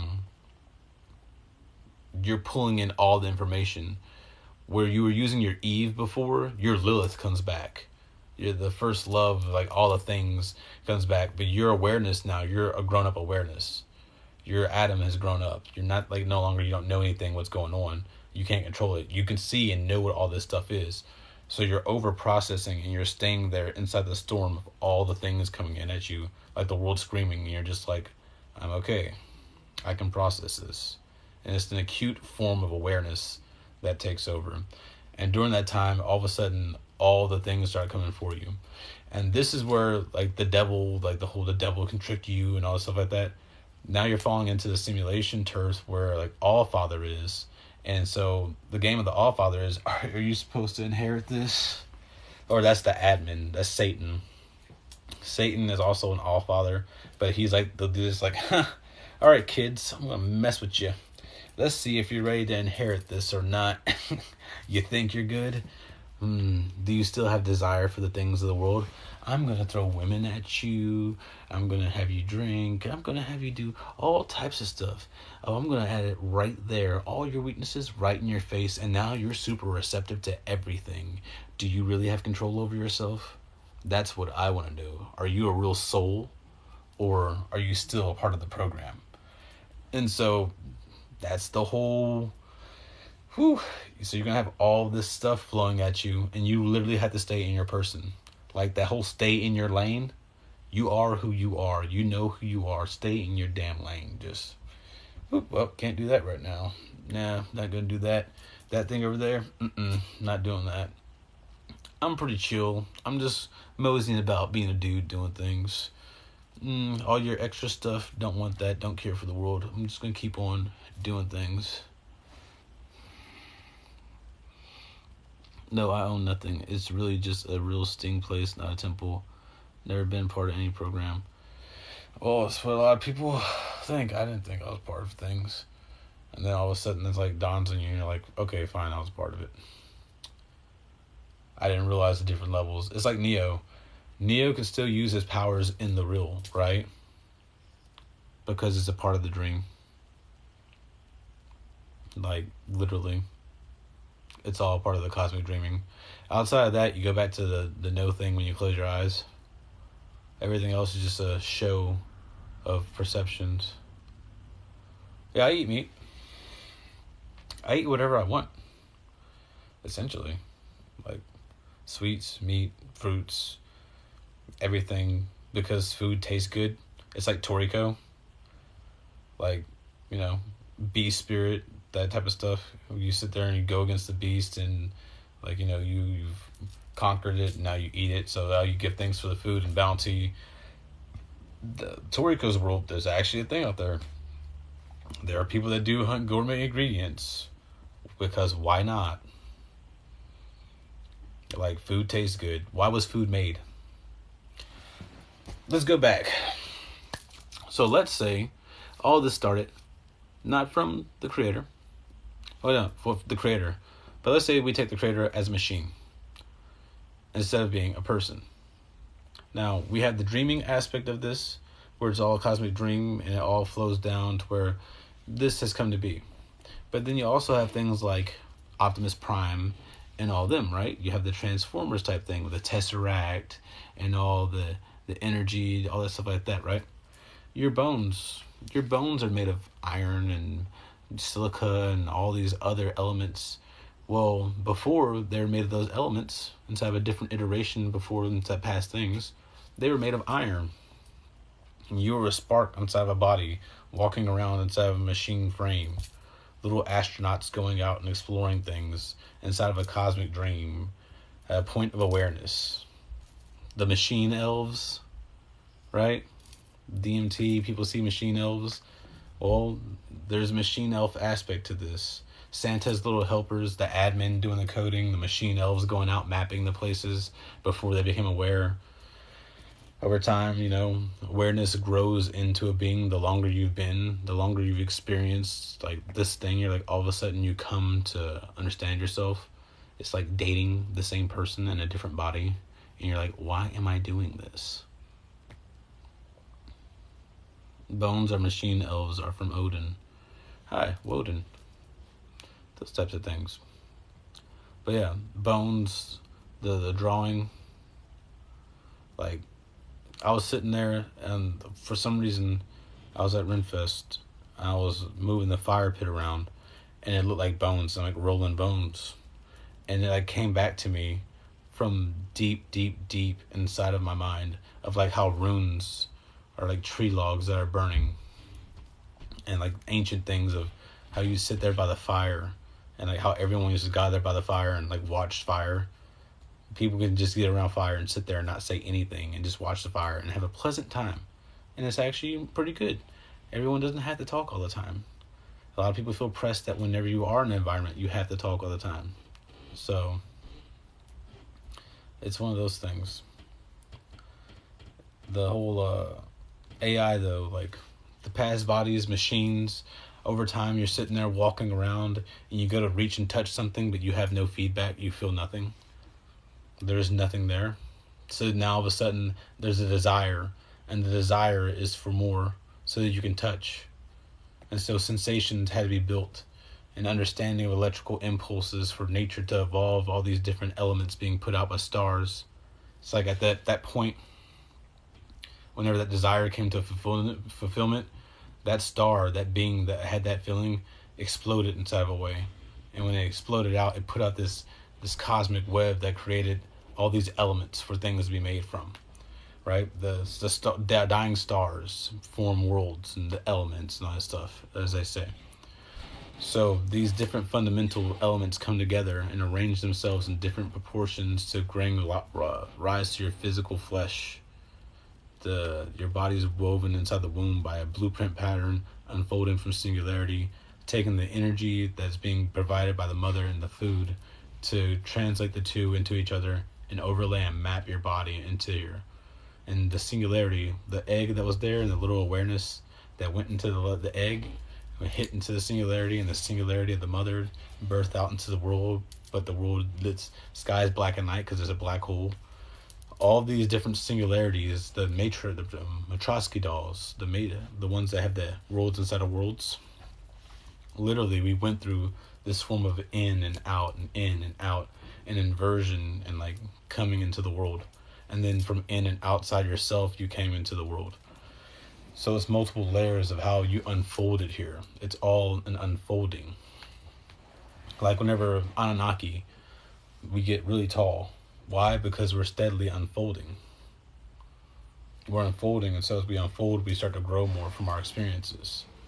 This is like the shining one. You see that stuff inside of ancient legends and lores in the different books, that like as the person gets stronger and they move up to being a high human, they unfold and get taller. So, and it's a part of our lore. So that's exactly what's like happening here. But just no one believes that that's what it is. Your heart wants to believe it. You have to go through it yourself and have the knowledge and the belief and faith. And then once you hit that point, that 0 point field, the world, everything collapses. And you suddenly realize you never knew anything because it's a dream. But it's okay, because all this has order. It's chaotic, but it's also ordered. It's an organized mess. And that's okay. What are you going to do? So that's the birth process of going from being a spirit to having that point of awareness to enter into soul. If you don't have that and you sit here and constantly go off and like let the world program you, either you're going to program yourself or the things around you are going to program you. And they're going to use you'll be strictly the mind inside of a way, or the physical body. You won't be the combination of all the things flowing together within you, the full picture of your fractal, your experience of your fractal nature. You won't be all those things. You'll just be stuck inside this one layer of perception, this one view. And inside of that, you become an NPC. You become stuck. You're no longer like flowing. You're like stagnant water, and stagnation leads to death. So you want to keep on learning more, keep on growing. They say you can't teach an old dog new tricks, and then old dogs can learn new tricks. So what does that actually like go and tell you?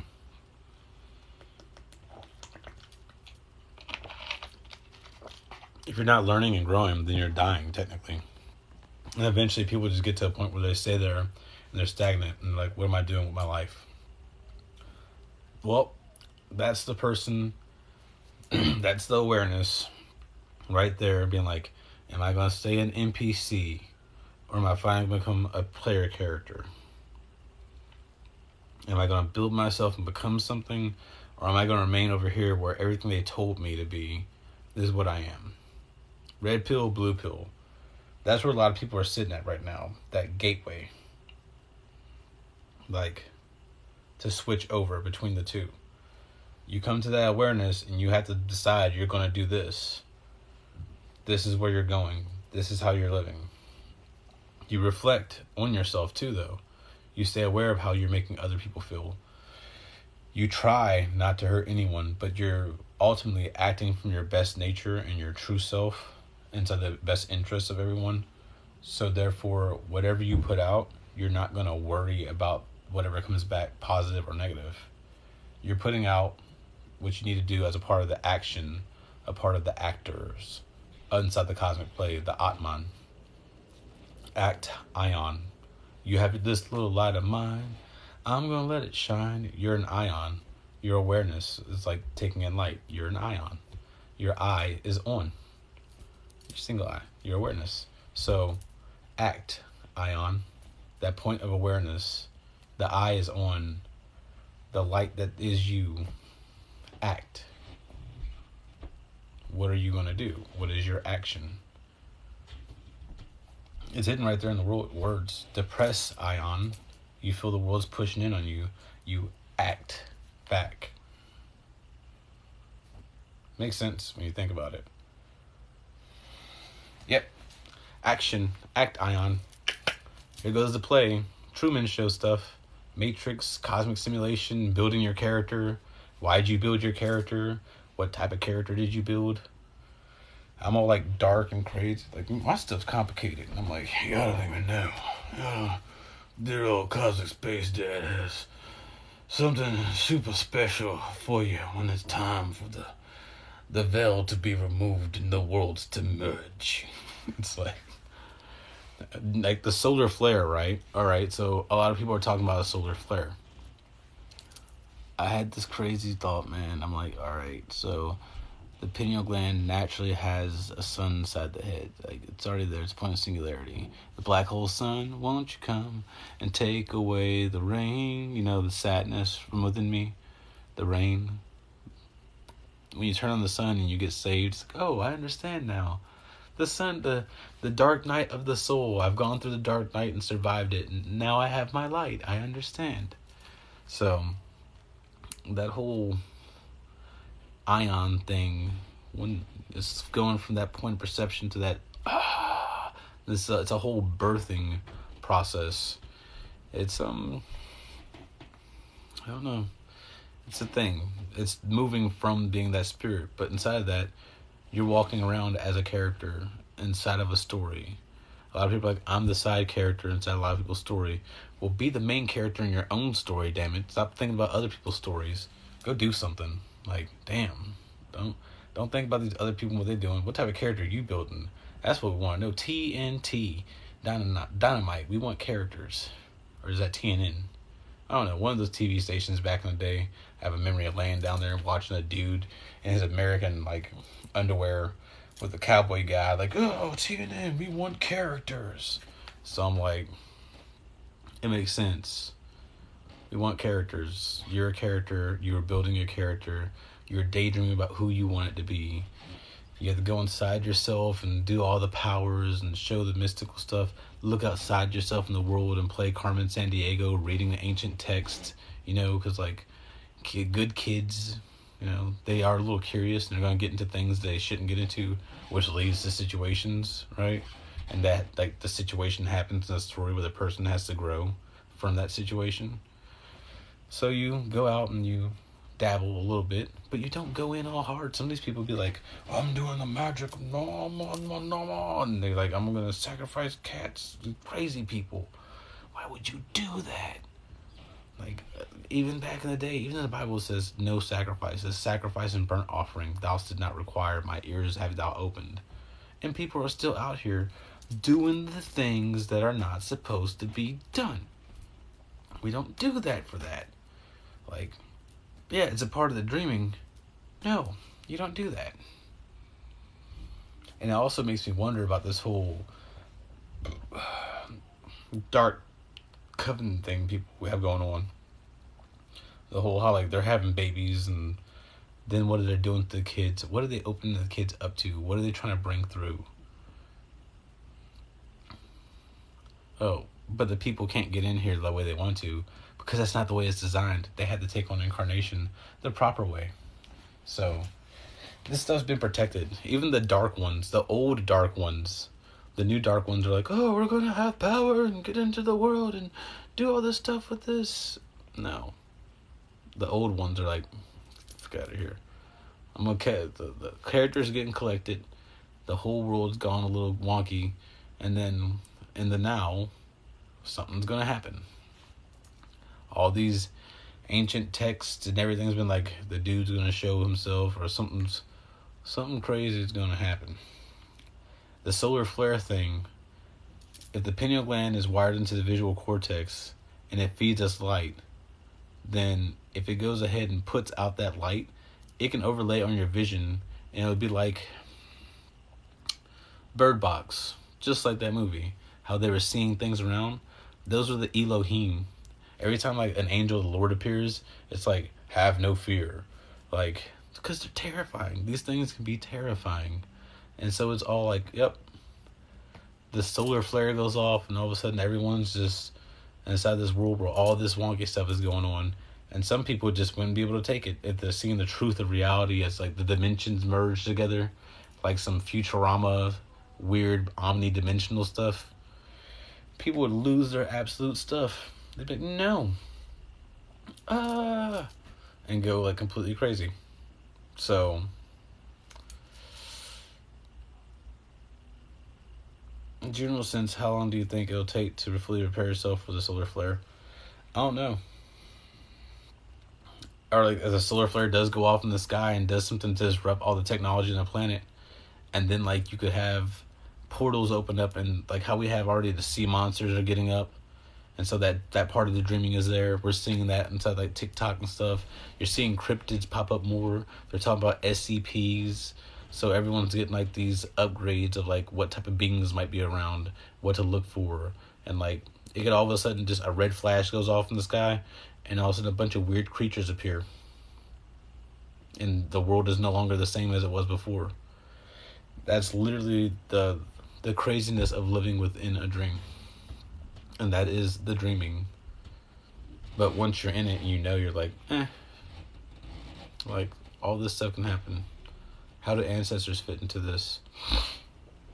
Well, there's certain genetic memories that are passed down, and people have been using, like, bloodline chains to come back, which is why the ancestors are also pissed at everyone, because they've been trying to get into bodies, and they've been kind of getting destroyed, and they've been telling the mother about this, so the mother's pissed. Like, y'all don't know what y'all doing. Y'all disrupting some. This is a dream machine. This is a chain of dreamings that have happened, and people trying to come back and complete their story, and they are getting dream blocked. Like, ooh la la, because they stuck in this area, because this planet's so messed up and congested. You can't let the craziness that's here get out into the other, like, parts of the creation. So it's, like, quarantined. It's locked down. That's why people are like, the moon's a Matrix thing. This thing's locked down for a reason, because the consciousness is so messed up. that if we let y'all go out into the dreaming as you all are, you just mess up like a whole bunch of peaceful, cool, jelly gravy stuff. It would be like that movie Avatar, where people go out into the thing and they just start trying to take over the thing. They wouldn't go to proper areas that are designated for stuff. It just, yeah, no. Can't have that. I'm all about chaos and stuff and like being cool and like everything, like creativity. But there must be order within the chaos. And the crazy thing is, so the ancestors, they come back and, or the spirits with you. When a person does like a, ancestors, why do ancestors need offerings? Oh. It's to show memory of them or whatever. It's at different belief systems. Not supposed to be remembering them though. You're supposed to be trying to get back to the creator. He's the original ancestor. Any other ancestor that has anything to say about it, they're in the spirit world. They'll be back in the physical world eventually. So, I was trying to get back. My dad, he's cool. He's whatever. He's doing things. I don't live with my dad, so I don't talk to him as much, but he's doing good. Ancestors, though, like me, I have my ancestors. My ancestors are the lifetimes I've lived before. It has nothing to do with my body. When I'm sitting down in my meditation, I'm like, who was I before? That's my ancestor. Literally, that's who I was before, the ego before me that made this. Like, the whole Phoenix principle. Since you are ego, and since your ego was not built properly, when you die, you become the ashes. That awareness comes back. You'll remember the past life of who you've been, but that ego dissolves and goes back away as the new ego is formed. And you become a different person to add to your fractal. And you constantly keep on doing this over and over. Ash to bones, bone to ash, ash to bone, bone to ash. Over and over, you do this until eventually you as the awareness are like, wait a second, why am I doing this? I've been all these different people. I've been sitting here meditating, going inside my dreaming, going within myself, pulling back out the information of who I am, because when we're babies, we download all of our information into our mind to make a local access area network type thing, where we have like our stuff that we need to know about ourselves stored. So all you have to do is literally sit down and be like, who was I before? And watch. If they're going to show themselves to you, if you're at that level where you're ready for it and you understand, they will come and show themselves to you. And there goes your ancestors right there. But like the people who made the body up, this is earth. This is physical stuff. Yeah, it's all divine energy, but this is the physical stuff. To be a Jew is to be one inwardly, to be the spiritual thing. It's not a castration of the heart, or not a castration of the flesh. It's a castration of the heart. So it's inside. Who are you within yourself? You're going deep, and like as you came from the dreaming, you're incepting yourself back into the dreaming. And it's like the book A Stranger in a Strange Land. He would sit there, put his tongue up and took a Chari Mudra to cut off his sense perception to the outside world, and then would sit back and just fall into himself and enter into like this deep state of meditation where he was separated from everything. So that's the whole Chari Mudra thing. I don't need to do that. I already had that whole experience by I overloaded the senses. Since I'm a Shiva, I dance and vibrate and go quicker and quicker and quicker and quicker and like overload everything to where it doesn't matter what's going on. So I don't recommend doing that. I mean, you can do that, but it's a path. It'll definitely show you some stuff. Do you teach any occult or esoteric courses? Nope. I had a YouTube. I post my stuff like this. This will go on YouTube. But like as far as like teaching courses, nah. I give the stuff on like Cosmic Space Dad for people to understand. Just like, hey, I'm not going to try to go in like super hard and be like, I'm a content creator, guys, and like, this is my stuff, guys. Nah, dude. I'm making a checkpoint for those who are interested to listen and to understand what's going on. You can choose to see it or not. I don't really give a damn. I figured out we got powers on shit. We can cultivate. You can do all this energy stuff, all this like 5D things, man. Forget the D's. I don't even care. You're in the dream. Like you can go anywhere. This is expansive. This is some cool stuff we have going on that you live in. But everyone's so beaten down on themselves that they don't know what's going on. So I'm just like, yo, here goes some comfort. I'm gonna play the game. Checkpoint. I signed up for this. This is what I'll pass on. People don't listen any damn way. You know, I sit here and all the videos, I'm pretty much going through and like saying stuff, trying to make multiple points of contact. For as you watch more of the stuff, you'll see the different points, and all of a sudden you'll start realizing how it extends out into like different shows and symbolism that you know inside yourself. And you're like, okay, so this is how this is, and that's how this is. And people start to extends out into like different shows and symbolism that you know inside yourself. And you're like, okay, so this is how this is, and that's how this is. And people start to arrange themselves. The Priest of Ashes is my YouTube. And I'm also Shiva Gestalt. That's where you'll find all the backup videos from TikTok. But before all this, the Priest of Ashes, I was sitting at Renfest and I was like, sitting there about to go inside for the first time, and I was like, who am I? And like when I looked up, I seen a crow fly overhead, and I was like, Gray Crow, the Priest of Ashes. At first it came out the Lord of Ashes, and I was like, nope, not the Lord of Ashes, not doing that. Not a lord. That's presumptuous. That's responsibility, and I don't want none of that. So I'm the Priest of Ashes. And so like I'll go around and do stuff. And then I came across the thing where I had the meditation, my Lord meditation that I ended up going through that I didn't know was actually a thing. It was an initiation when I became a Honu Shizu. I was sitting there and I had all my different war paints. We were all dancing together. You know, I'd already smoked up, you know what I mean? So I was doing stuff inside myself. And I'm sitting there, like, sitting down, just chilling, but, like, doing all this stuff. And, like, we're sitting there, we're dancing, and it's all, and all of a sudden, there's a fire in the middle. And, like, you know, we're dancing around a fire. And then also, like, baby self, the me that crawls, the me that sit up to walk, child self, teenage self, like, all these different variants of me popped out around the inner ring of fire. And then all of a sudden, all the people I'd been before, all these glowing eyes of my past lives were standing there in a crowd too, swaying back and forth. Then we were on this huge pedestal thing raising up, and the fire like started going black and then going white and like flowing out and going out into like space. And then these huge cosmic being things walked up and all joined in and were like doing the thing. I'm like, man, what the hell's going on? This meditation, this done gotten out of hand. I ain't doing no. I'm just sitting there watching, like, why the fuck is all this going? What? And it's like, Priest of Ashes, step forth and burn away the things that you are not. I'm like, oh, now it's waiting for me to do things.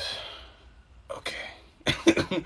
And so I stepped into the fire and then I stepped out with like the white coat, had like the whole war paint, the axe on the back, my horn for drinking and for war, my beads, my dust, all the stuff. Like, and I was like, it's like Honu Shizu. I'm like, what the fuck is this?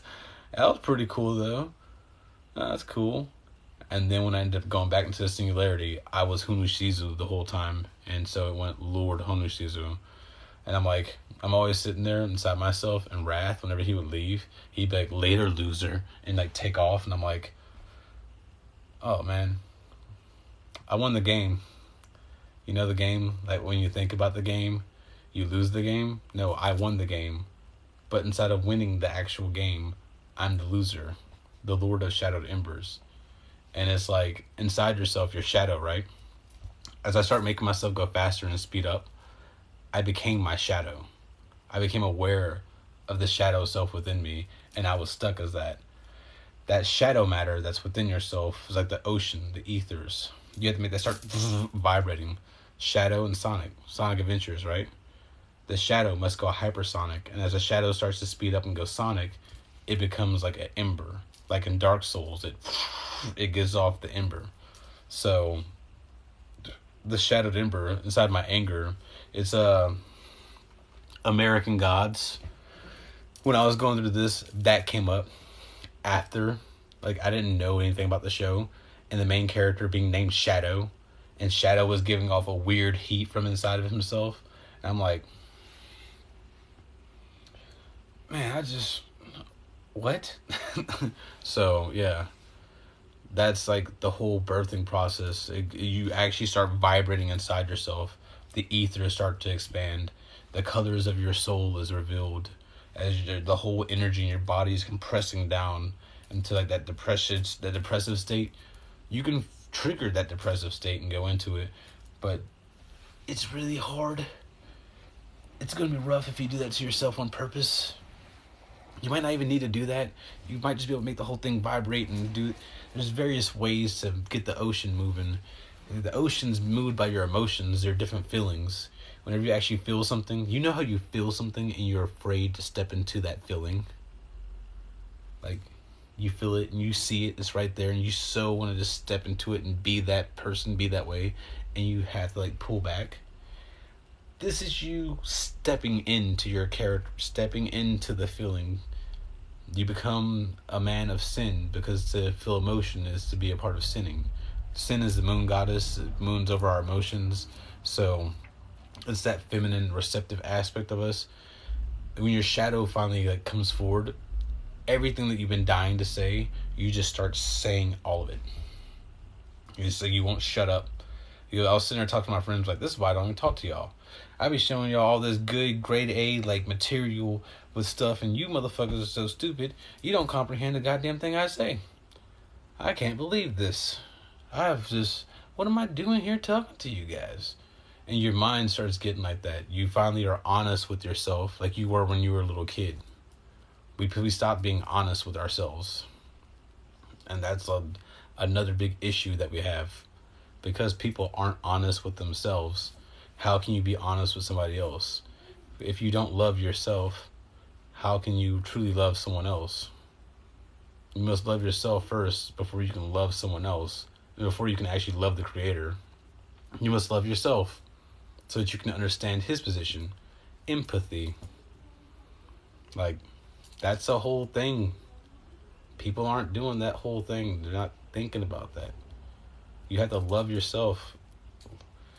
Love your neighbors, you love yourself should be obvious. Like, the Great Commandments is like, honor the one at the top of all. Love your neighbors, love yourself. Love yourself shouldn't be like a commandment that has to be added. It should be like known that, you are you. You have your experience.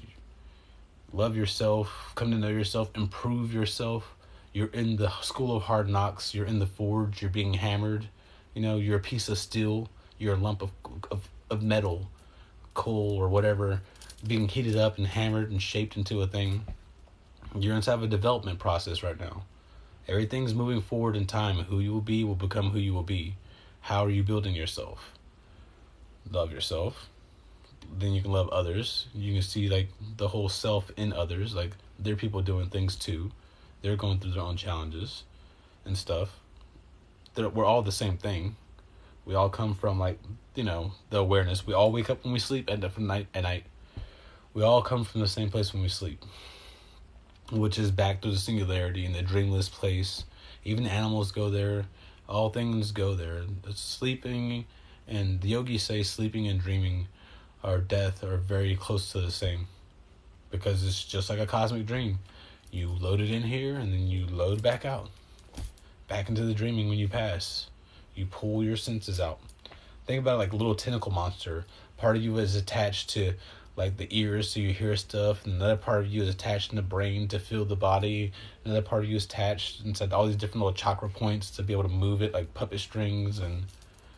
But then when it's time for you to go, all that energy just flows back up and the little tendrils go off and you go back into the cosmic dream.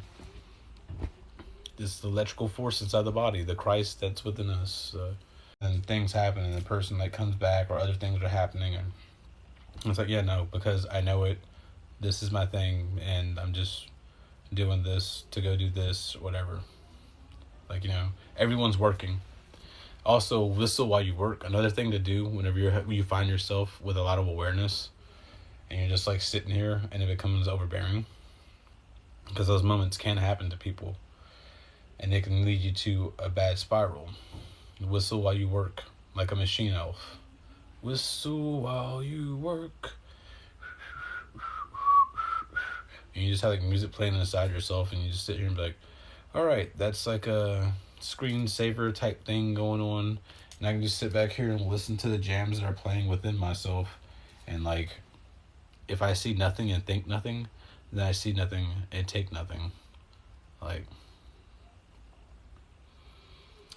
the toughest time span during the fast, honestly, I don't really know. I was so inside of myself because we were locked down for those 40 days. I was so within and going through all the things and sorting everything out, and then I'd come outside myself and be walking around the world realizing I am this character, that I was just playing the game. And that's whenever the pineal gland, you want the energy to come up, the body to heat up, so that you can sit here and like take the energy and go up. The pineal will crack first. It'll be like a little that goes off, and then you'll start feeling like a fluid leak out the back of your mouth or down the back where they're putting the swab at. You'll feel the fluid come down, and that's the manna from heaven. It flows from the pineal gland and the pituitary gland. They make the milk and honey. They flow down and it enters the salica turcica, passes through like the brain out here, and that's what feeds you technically. So like little kids, how they don't need to eat all the time, and how like they'll have like that salty white tear on the side of their face whenever they cry, the salt stuff left behind. That's because they're creating manna from heaven, and they don't need to eat as much as people are feeding them. So at that point in time, it's like, was I really fasting? Because I was eating DMT, essentially. Had the DMT stuff kicking in, everything was speeding up, and I was receiving like the stuff. I was going through the whole challenge. So that's because I was sitting there and I'd been singing a song inside myself. I've been constantly keeping my vibration going. I had the song constantly playing inside my head to keep the vibration and energy flowing. I kept on letting myself feel it go up. I wasn't trying to stop the heat. I was cultivating it and letting it all flow out to heat up everything. And then like that's when you're fasting, you're fast to burn the fats. So the fats you have are burned, and that's the energy for the thing. So it's releasing all the stuff and the toxins, and you're purging through it inside yourself.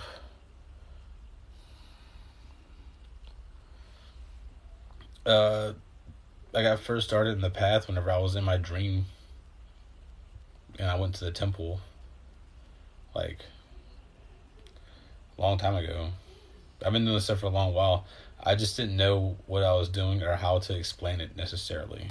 I was doing my own thing. I didn't know what I was doing. And then finally, like, I was like, I knew what I was doing, you know what I mean? For me. But as far as like the greater web thing, no idea. Finally, it was about like 2015 that I was like, man, I had the good job. I was making like $60K a year. Just like I didn't go to college or anything. I just worked a lot. And I was moved into an office position from like the floor. I was like doing, normal man things. Just like, ugh. I was like, this is killing my spirit, yo. Like, I feel like my soul is dying. And then Devil May Cry came out with like a new video game. And there's a song in there. And it's like Make Me from Devil May Cry 5 or whatever. And it's like, there's a bridge that I must cross. I'm like, oh my God, it's hitting me right in all of my feels. And I was like, I gotta quit my fucking job, dude. I need to figure out what this is about. So I just started reading. Like, I was like, being childlike means I'm open and receptive to everything. I'm gonna go read all the religious teachings, like just the mainstream ones, and see what I find. So I start reading through, like, the Hindu text, like the traditional, the Bhagavad Gita, the Upanishads. I start watching things on like the mysticism inside the Christianity, the Bible, the different allegories.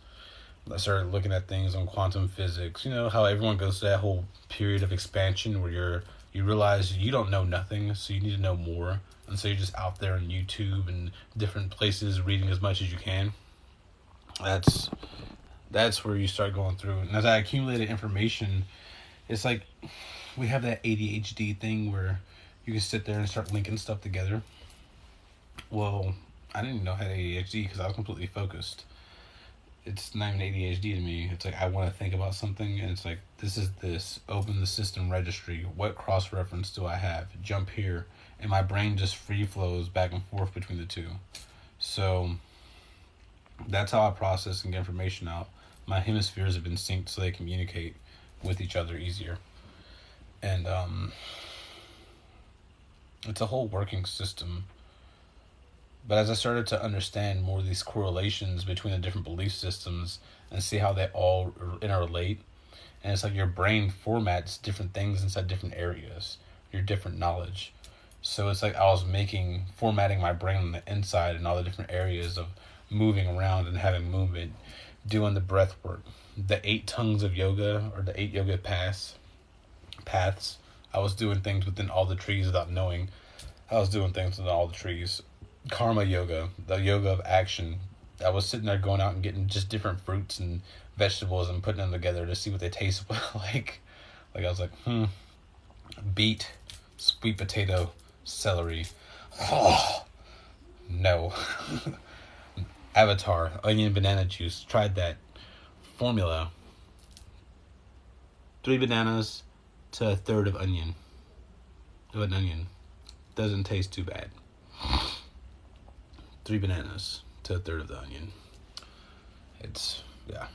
It'll be okay. So,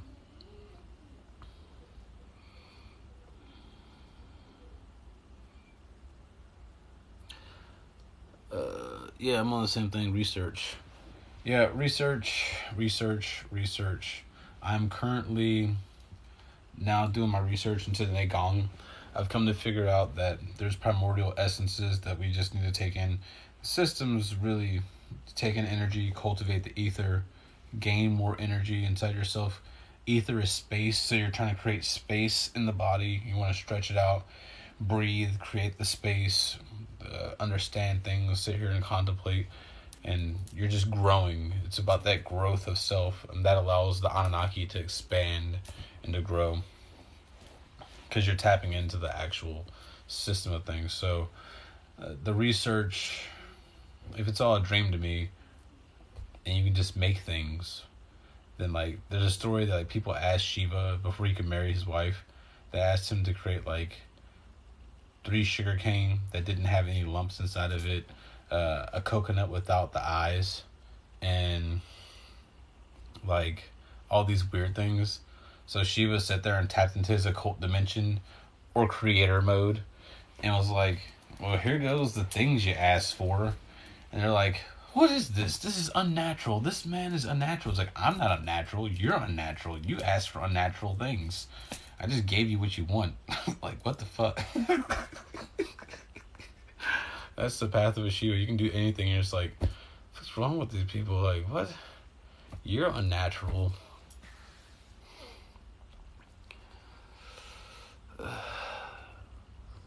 Feeling pain from the dream of a brawl, then waking up with the same pain in my lower spine, kundalini. Maybe, or you just got like kicked and your body's responding to it. You're inside the fasted state, so your body responds more to the spiritual stuff. It's like Neo getting his ass kicked in the Matrix, and you're, yep, stuff happens. You're entering into the spirit zone, man. You're merging fields. You're like, what, day 15, day 16 into the fast? You're in there. So, you're doing things. Like, it's a whole thing. What do I do about psychic attacks? Barrier. Like, you can just take your different energies as you learn this. Alright, so, sit here, move your arm, don't move your arm. Feel the surface of your arm when you want to move, the tension, that energy. Put that same thing over your whole body. Make your body want to just jump up, but don't let it jump. As you're sitting there, focus this energy down to your core and your center, and like pull it into you and let it sit. Now, if you go up to your solar plexus and put your awareness there, you'll feel a pull that happens as well. You can go down to your dantian, lower down below, in the middle, and you'll feel pressure there too. Like my whole chest cavity right now, just feels like it got full of pressure, and I need to pop some stuff. So, yeah, you sit there, you feel the energy, and now you take this energy, breathe in, breathe out, let it circulate and go up and around the system. You breathe in, out, let it go up and come down to your hands, and you'll feel that magnetic feeling in your hands. Like if you sit here and hit your hands hard, really hard like this for long enough, it'll start to go numb, and then you go back and forth, and your body picks up the magnetic senses.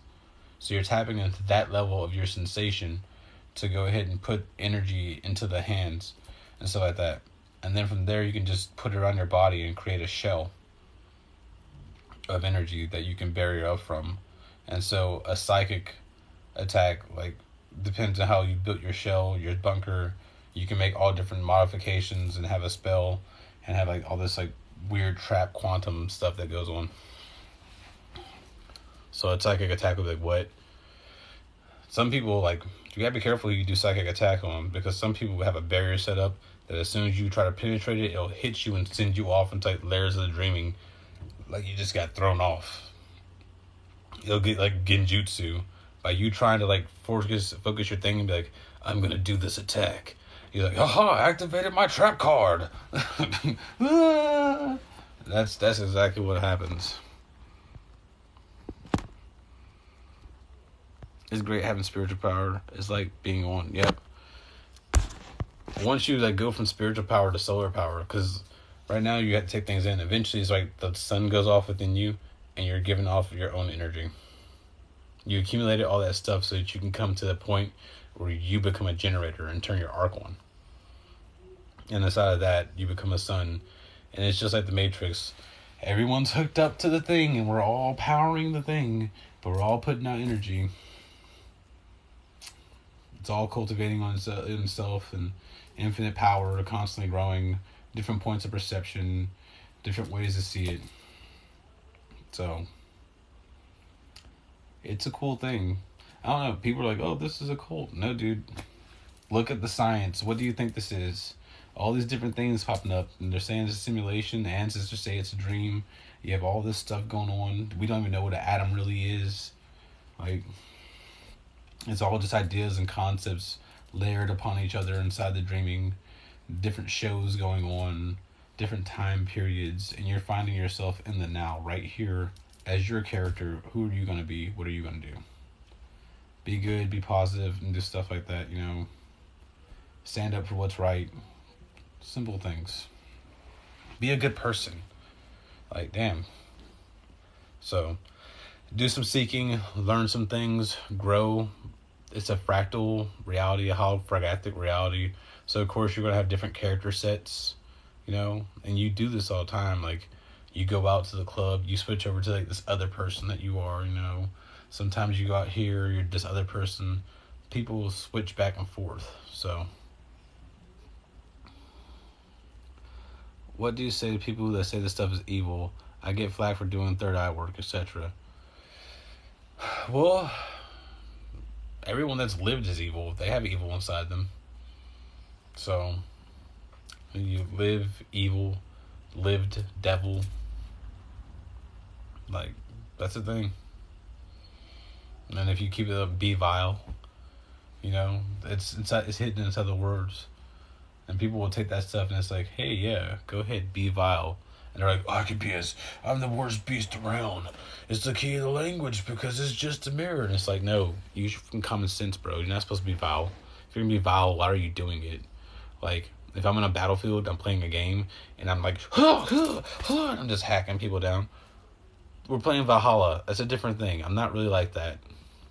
But when I'm inside the mode and I'm intense and I'm like I'm in my character mode and playing my game, you know what I mean? Of course I'm going to be intense. We love hearing stories about that. We sit here and watch football plays for that type of stuff. Now you're a character in a dream and you're all fighting on battlefields where no one can die. You all can make awesome legends. It's like playing Dynasty Warriors with your real body. What the, you know how cool that would be? And that's what we live in. We live in a dream. This is a VR.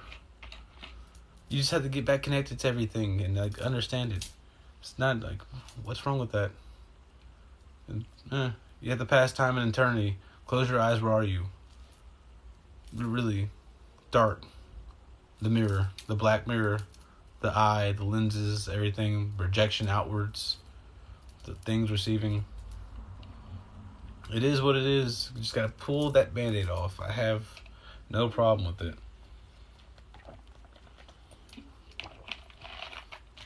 If you have a problem with it, you'll drive yourself crazy. But once you get your star turned on, boom, you're real. What do you think of the metaverse? We already live in the metaverse, man. Yep, put it through the mirror. Reflect everything. Like, literally, this is the metaverse. You sit here, right? Then people get their VR glasses on and they jump into another world and they all meet up inside like other rooms and you get to know your friends and you have your online friends and people live online inside the video game worlds playing around as other characters. Their awareness is a thing powering the body while that character is there on its own, you know? Like, so your avatar, like those are your avatars in other worlds. This is your avatar in this world. We already live in a metaverse. We already play other people's stories to learn things and teach ourselves. We took lore and took it from being one-dimensional and us reading it only to us playing it and stuff on the games. But you also got to go back and read the stuff too. You build knowledge here. You build knowledge inside the actual world outside you, the spiritual teachings and stuff. And then you sit here and you look down at like the writings, the books, the lessons like that. 1D, the things that are written. 1D is here, things written. 2D is the stories we draw. 3D is the world we live around ourselves. 4D is the world we live inside of ourselves. And typically when we put the goggles on, we're reflecting and showing who we want to be. We dress our avatar up the way we want them to be and everything like that.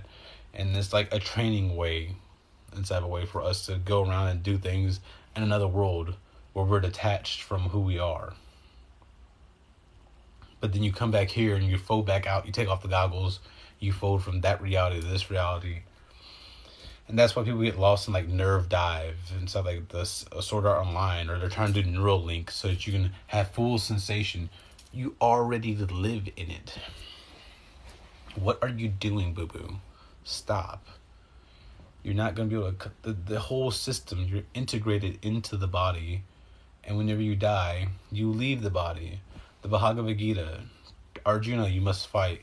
Truly, none of these kings or people who have been born will ever die. They've always been. That's the essence. It's because people that don't come back become afraid that they won't come back. And that because they haven't had the experience. They don't know. And so therefore, you become ego. The ego becomes the ash. But once you turn around and you face death, you go back to the doorway. You know, you do the thing, or you go through the Kundalini process different ways, but it all kind of happens at the same time, honestly. Then you know, you have the experience. Now it's like, oh, good job. It's a thing. That's all this. I don't know. People won't believe it. It's super hard to believe. I know that it sounds crazy, and I'm like, it's hard to believe for some people. But when you look at all the data, you look at like the mathematical equations of quantum error correcting codes, giving space the space time and giving room to space time, and how the energy flows, and it's all organizing and by intelligence. Your body has its own intelligence inside of it that heals itself and keeps it alive. Like, there's all these different levels and points of awareness that we operate on that we are unconscious of.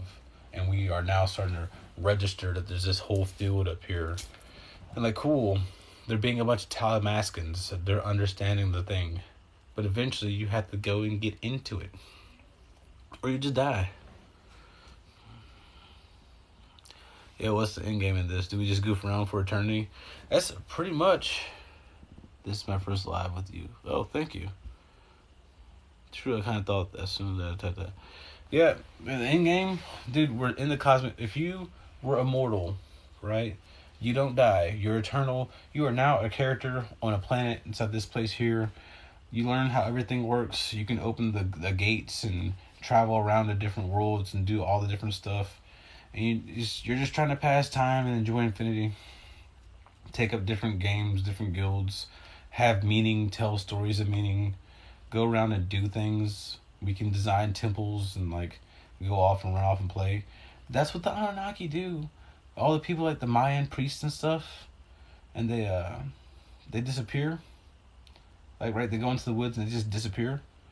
They're like, well, where'd they go? The priests disappeared. They opened a portal like Doctor Strange and just left this bitch. And they went off to go play games in other places. Like, that's what they do.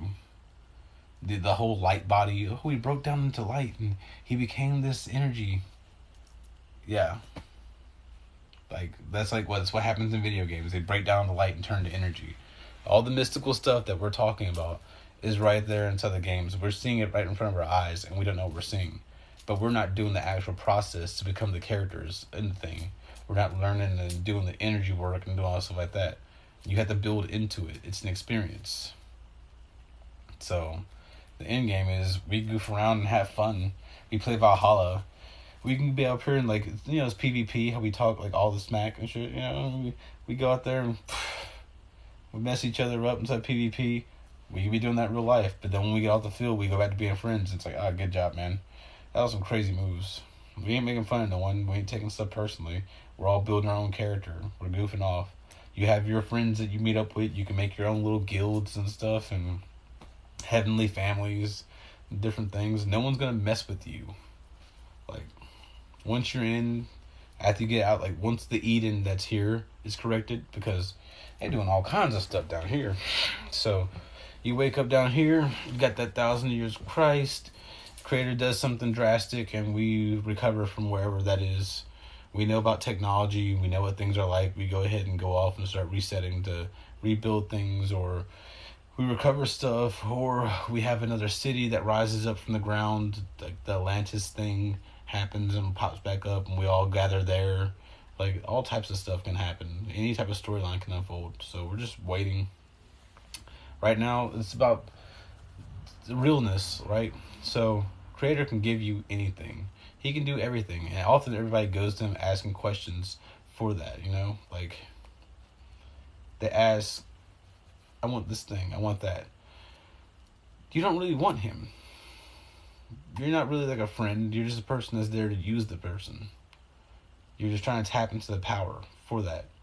So how do you recognize real people? Some people are like, I ain't gonna ask you for nothing. They get into that angry mode. Okay, cool. You're mad at me. Now, do you understand why I did this stuff? Do you understand what you are and how you would be if you live inside eternity? Like, how do you get this stuff? How are you sure this is real? Because I went through it. And I sit here and click, and I can't control these clicks. And so I'm using the connection I have with Singularity Source to go ahead and give information to everyone and show it inside the different videos. I'm just making a checkpoint. I can go live in the woods and be like, I'm building my little village thing, man. I'm going to sit here. If aliens come to me and be like, look, bro, I'm an immortal. Leave me alone. I'm cultivating. Unless you're peaceful. If you're peaceful, come sit by my fire. Let's talk. I don't have much right now. I got to learn how to do stuff. I'd love to have knowledge. So, like, share, interact.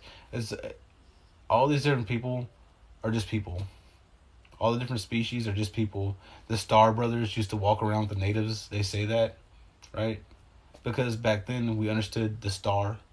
You had the star activated in your head. And we're all family because we're all come from the star. So, like, the Star Brothers and sisters would be here. People made it with each other. You see people that look like they have a horse face. Some people look more like apes. Other people look more like ogres. Other people look like... And it's found inside every race. There's different goblins, all types of stuff.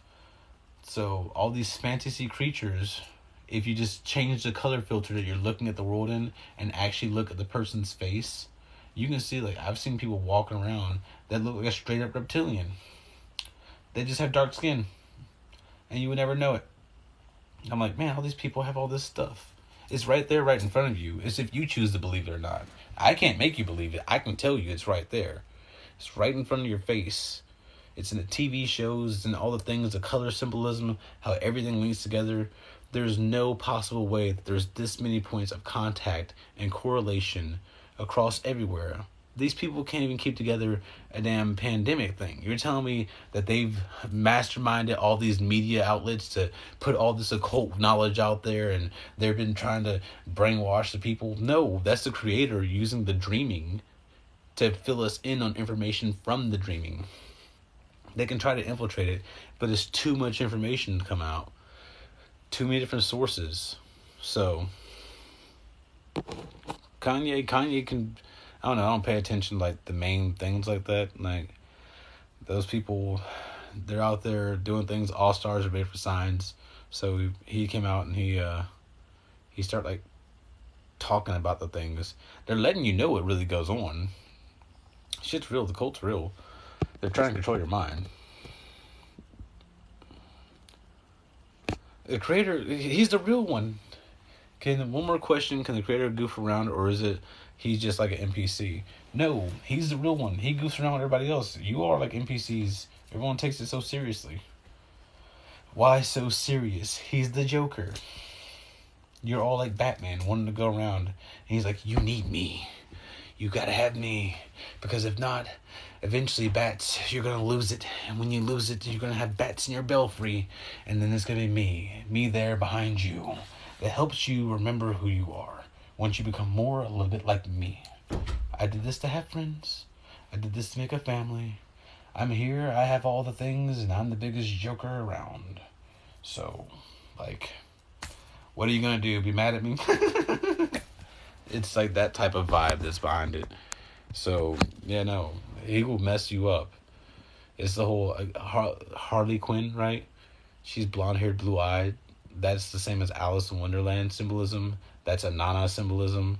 We're all like daddy's little monsters in a way because we're all messed up inside. We did it to ourselves. He's like, be inside yourself. Do all this. Love each other. Do this. And people refuse to do the things. They just didn't want to do it. They're like, no. That stuff, it makes sense. Sharing is caring. Share? No, I'm not going to do that. What you have is a bunch of adults that think they're grown-ups, but they haven't seen the greater web of things. And when you're like, oh man, we can teleport and do all this other stuff. Alright, so everyone in Congress will have an 8-year term limit. We're just going to rotate out throughout this thing because it's not about that type of power. It's about getting to where we can teleport, use our powers, be immortals, have fun in infinity. The actual thing that's going on with the creation. It's about joining the greater web of things. Not this petty little stuff here. It's about unlocking your true potential. Mankind has to come together to be able to do that. But they're not like coming together. I don't know. They're weird, man. You would think it makes common sense. Right there. That's why they're NPCs. Non-player characters. They don't see the unity of life. They don't see the beauty of the game. They have no spirit. They think they have spirit. But spirit comes from a place where it's neutral. It's something that applies to everyone. It's just like for being a good being. Like, it's that simple. Once you get to know yourself, and then you actually go and read all the lore, right? Getting to know the creator is getting to know yourself.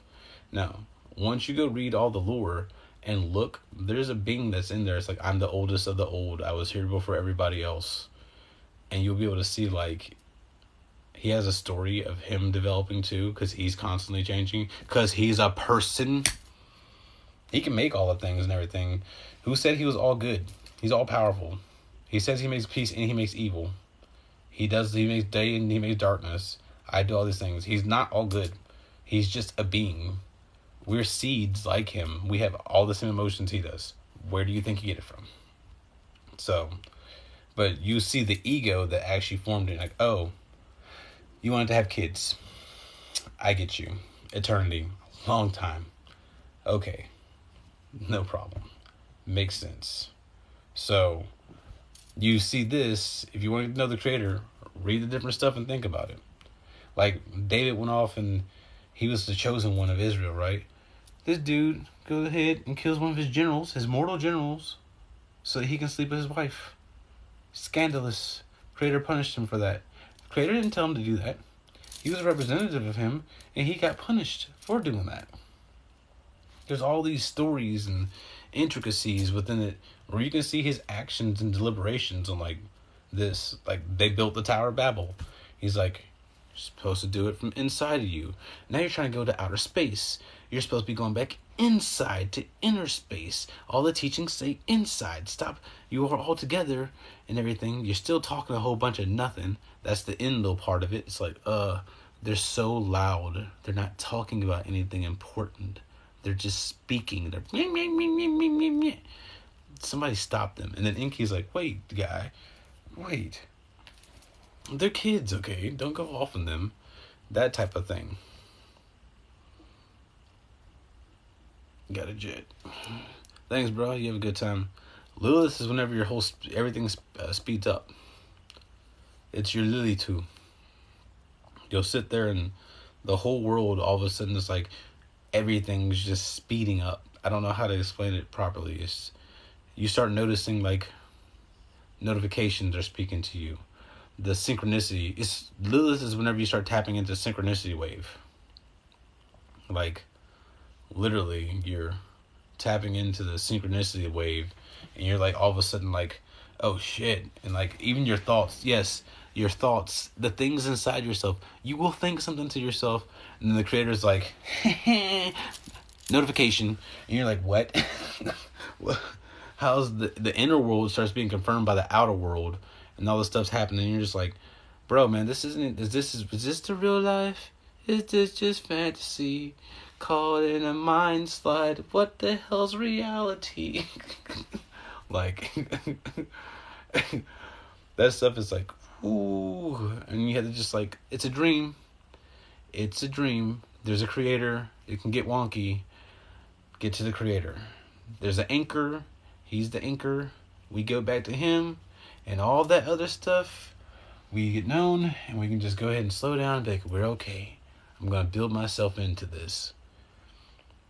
And then you get to where like you start seeing this stuff going on. You'll be walking around, all of a sudden like a thing will happen and you're in your character. And like, yeah, he's the ultimate comedian. It's just great. This is such it's I love it. It's funny, it's great. Like, but when I sit here and you're out and you see something happen and it's like ally. I met a chick that had like bruises in her face when I was in my challenge, right? And her name was Allie. I asked her to spell it for me, Ally. So she's my ally. So I needed to help her. So she looked like she had bruises on her face. The Lord of Shadow Ember is out, and he's like walking around doing things. You know, like I was dead at the time. This is like day 35 or some shit like that in my fast. And I'm like actually actualizing my character. My awareness was somewhere else. That was actually my id driving the body. And he was just like, oh, I'll go help this. I'm the darkest dark thing around, but I'm a nice dark thing. I don't, just because I'm dark doesn't mean I have to be bad. Okay, stop judging things. I can be a crazy primordial tentacle monster immortal thing and be like, I'll help you without having bad intentions. Stop judging beings. And so like my mind was, that whole id thing, it's a creepy, but it can be fun. So yeah, I was in there. I went to go help her, got her a phone, and like, people that are connected but abuse others, what's that? I don't know. I don't think they're connected. I really don't. I try not to abuse others. I'm always trying to be nice. If anything happens and it's like abuse, like, yeah. If they say they're connected, they're not connected. Like, that's why I'm clicking. That's why I'm like, I'm connected. I'm linked, bro. People can be living in it, and you can be in the zone. You can be getting all this stuff, and you can just waiting to fall into your moment. Like, you know, whenever the show starts. You know, it's like, you only get one shot, do not miss your chance to blow. This opportunity comes once in a lifetime. You better lose yourself in the music, the moment. You own it. You better never let it go. You're living the life. You're having the synchronicities. All that stuff is happening. And all of a sudden, like, you dip into the movie of your own existence. and you're telling your story, and once you wrap up the story and do the whole movie, well, movies end, and then the character is born. And so now the character, you are that character, and so you're back in the game, and you go back to being a dude doing things. You're just waiting for your moment when the whole everything, all of it collapses all together, in and out, and it folds and unfolds, and you like flip from inside the mirror. Until then, you're being patient and going around and doing, earning your stripes. But that's literally it. Like, that's the process, man. It's a wonky thing. You have to go through it. It's hard to explain. I'm trying to make it seem like it's like you won't, like, oh man, this dude, he's losing his stuff. No, that's a thing. You're inside of all these different worlds. It's the egregor, the multiple spirits that all come together being formed. Like you're watching the movie within yourself as you're acting in it, and you're swaying amongst all this stuff inside. It's like you're being a beautiful flower inside of a flower fields and fields of flowers. And all these fields and everything's just working together, and you're like, oh, man, pulling out that dude from Fairy Tale, Jiraiya, man. So, hello, I just finished the Law of One raw material. What do you think about this, and do you have any channeling recommendations? I always recommend the other Law of One, the Children of the Law of One, the Lost Teachings of Atlantis. So that's the one. And it's infinitely fractal up and down.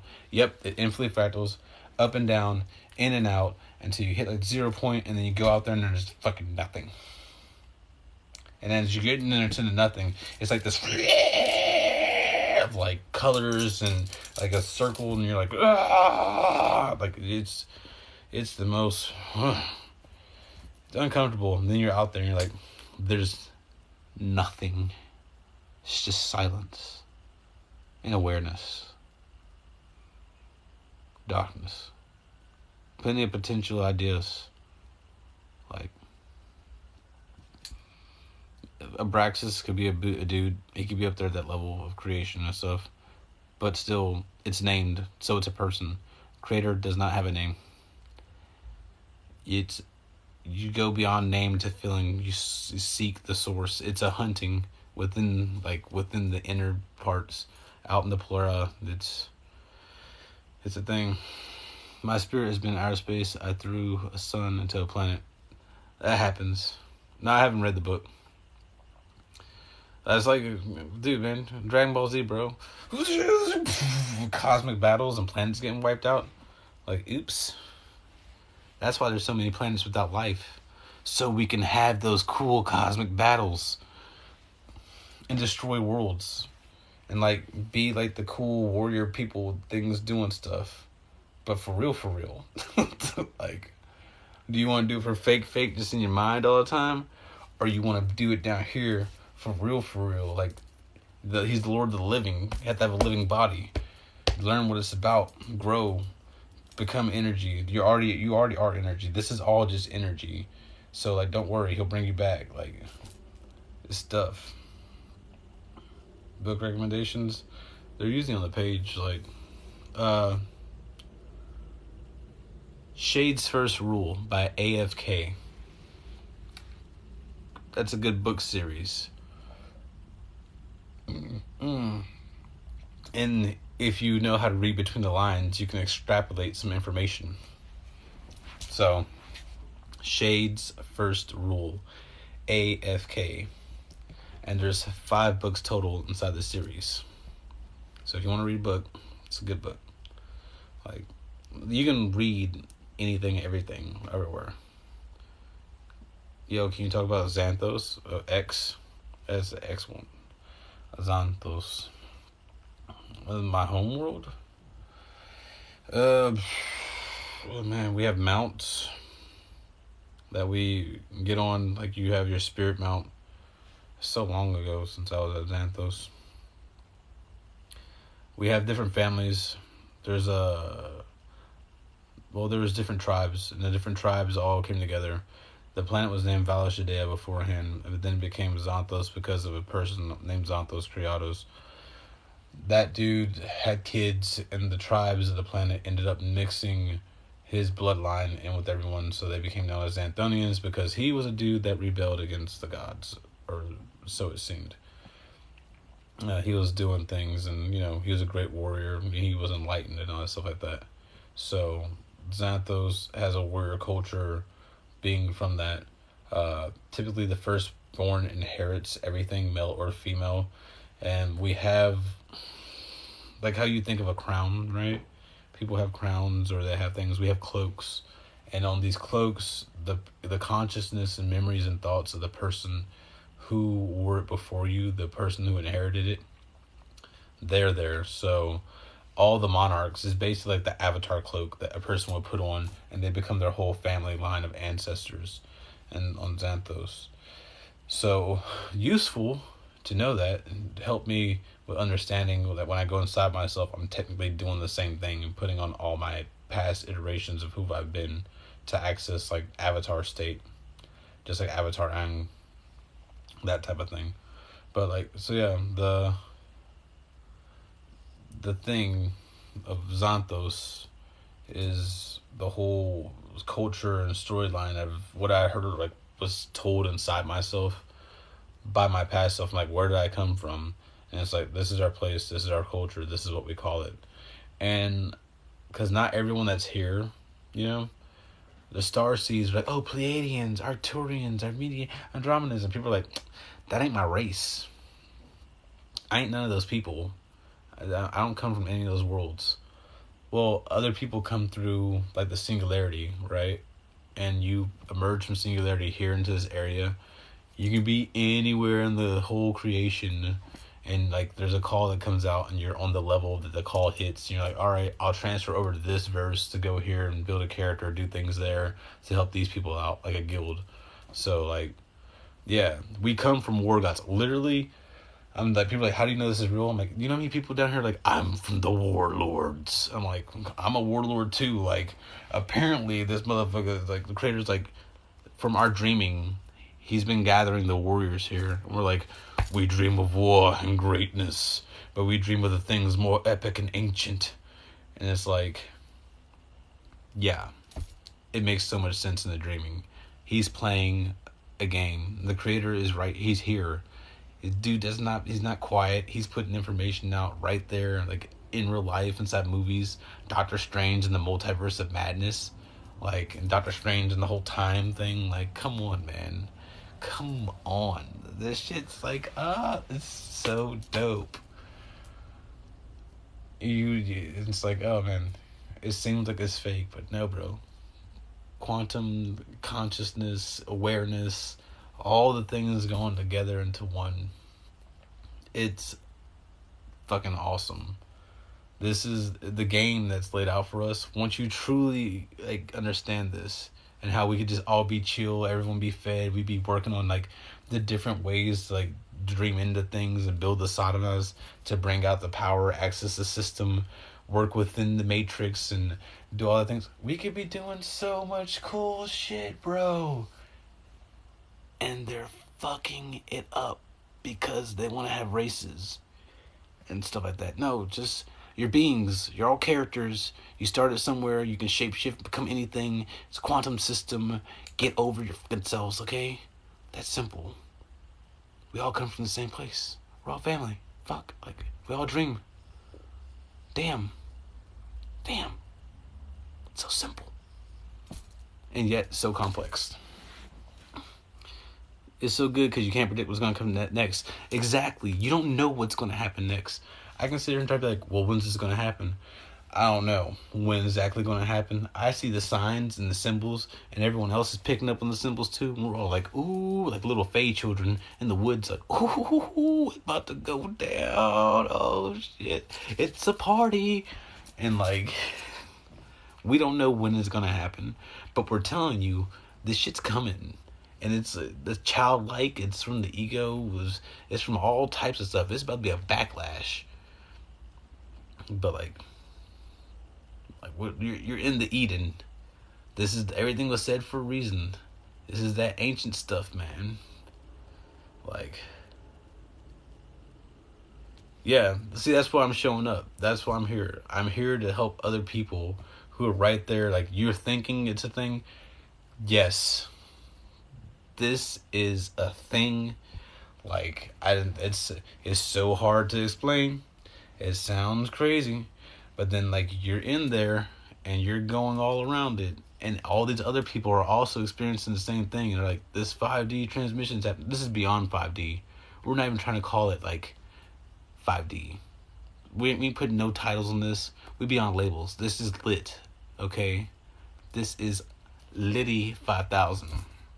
He brings the fire. Holy Ghost baptizes with fire. This is some fire stuff, okay? That fire, it's lit. We can literally become anything and do anything. Like, got us so close we miss him daily. Yeah, the dude's right behind us, literally folding inside yourself. Don't ask me how he does this thing of being with everyone in all places. I don't know how he has these secrets, man. This dude's on a whole other level. Okay, I fought the guy. I thought I had the big dick energy. No, I didn't have the big dick. I had some. I want a rematch. That's all I'm saying. I want a rematch. Like, I don't think you're gonna win. You can try. As soon as you think you're gonna win, he got some shit for you, man. That was, whew. Mm-mm. It was fun though. Exactly. He hears all thoughts and sees all actions in every angle, and it's like, hears all thoughts, sees all actions. He's behind everyone. You don't need a surveillance system. He already is there judging everything. It's all being there. It's like, well, I say he because Yod, Y-O-D, put it through a mirror, B-O-Y, boy. So it's the projective quality inside the whole creation. So, like, we're receptive to it, so we're feminine. So we're going from being the feminine, receptive principle to becoming a boom, masculine Yod. We're going Yod ourselves. And once we go Yod, we become like the Father and we go back up. So it's but that's why it does that, because you're reversing the feed to go back to where everything's coming from. Otherwise, you'll end up somewhere that's not where it came from. You'll just be in the darkness, and then that's when people call it the ally they merge with. But really, like, you just were there in the darkness, and eventually, no, he's an anchor point. By knowing him, we get saved. It's the whole Yod He Vav He Yod thing. So, you need someone else. You got a friend in me. Dun dun dun. And he's the old cowboy. We're the Space Force. We're Buzz Lightyear. We're coming in from the inner space. He created the quantum consciousness. He just is watching for entertainment. Oh, he's watching for entertainment, but he's also trying to interact with people. That's why people are catching the synchronicity wave and going into the whole gaming aspect of it. So, we're all pieces of a whole. As a whole, yeah, we can all add ourselves together and become like this whole total gestalt thing.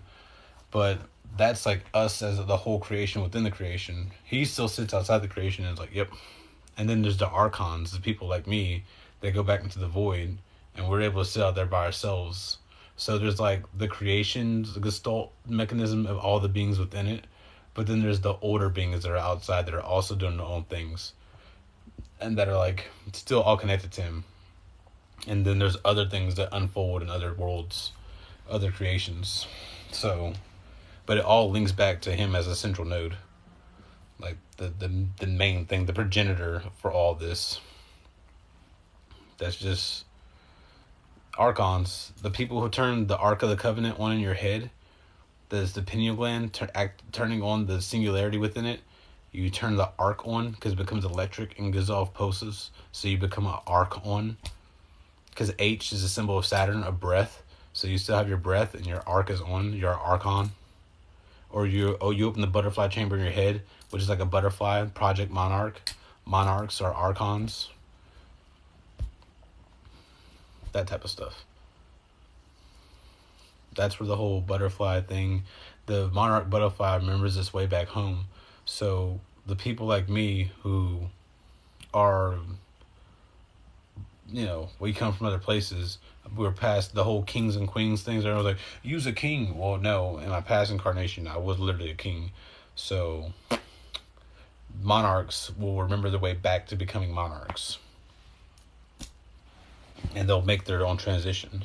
All you gotta do is drop in your special forces. The monarchs get dropped into bodies, and like they break down into like the little smaller pieces of their conscious awareness and go into a place, and they sit here, and the place is so wrong. They're like, "This is wrong," and like that like it causes them to implode. There's all different types of ways for monarchs to go. So when I was a kid, I had a psychedelic trip. He reminded me that he was real and was always with me.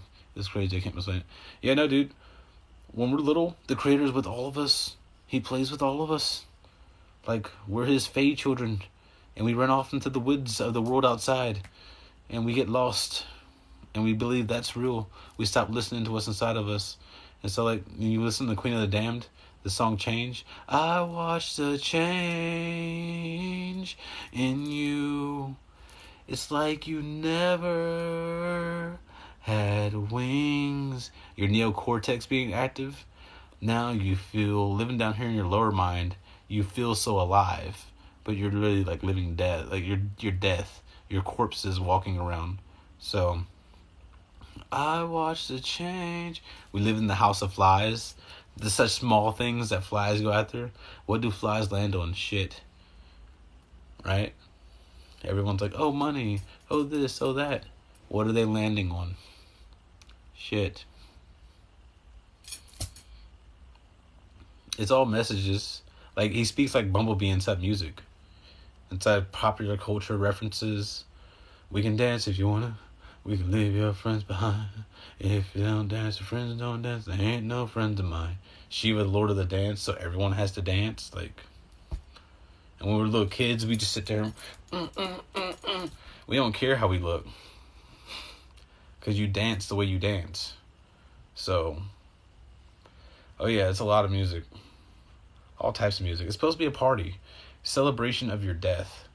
That's what the whole thing is. The 40-day fast, make it a celebration of your death within yourself. And going back to the beginning. For better or for worse, you're doing the thing. Like, that's it. Singularity's in the center of the spider web. All starts with that and splits out from there. There goes my phone, guys. I'm about to be, it's about to be dead now. Well, this is good live. I guess I've been on here for a while.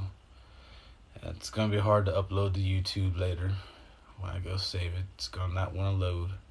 So, but yeah, I'm going to get off of here. Hopefully, at the beginning of this conversation, when people do watch it, it did explain the AI spirit and soul thing. I went through the whole process. It sounds crazy, but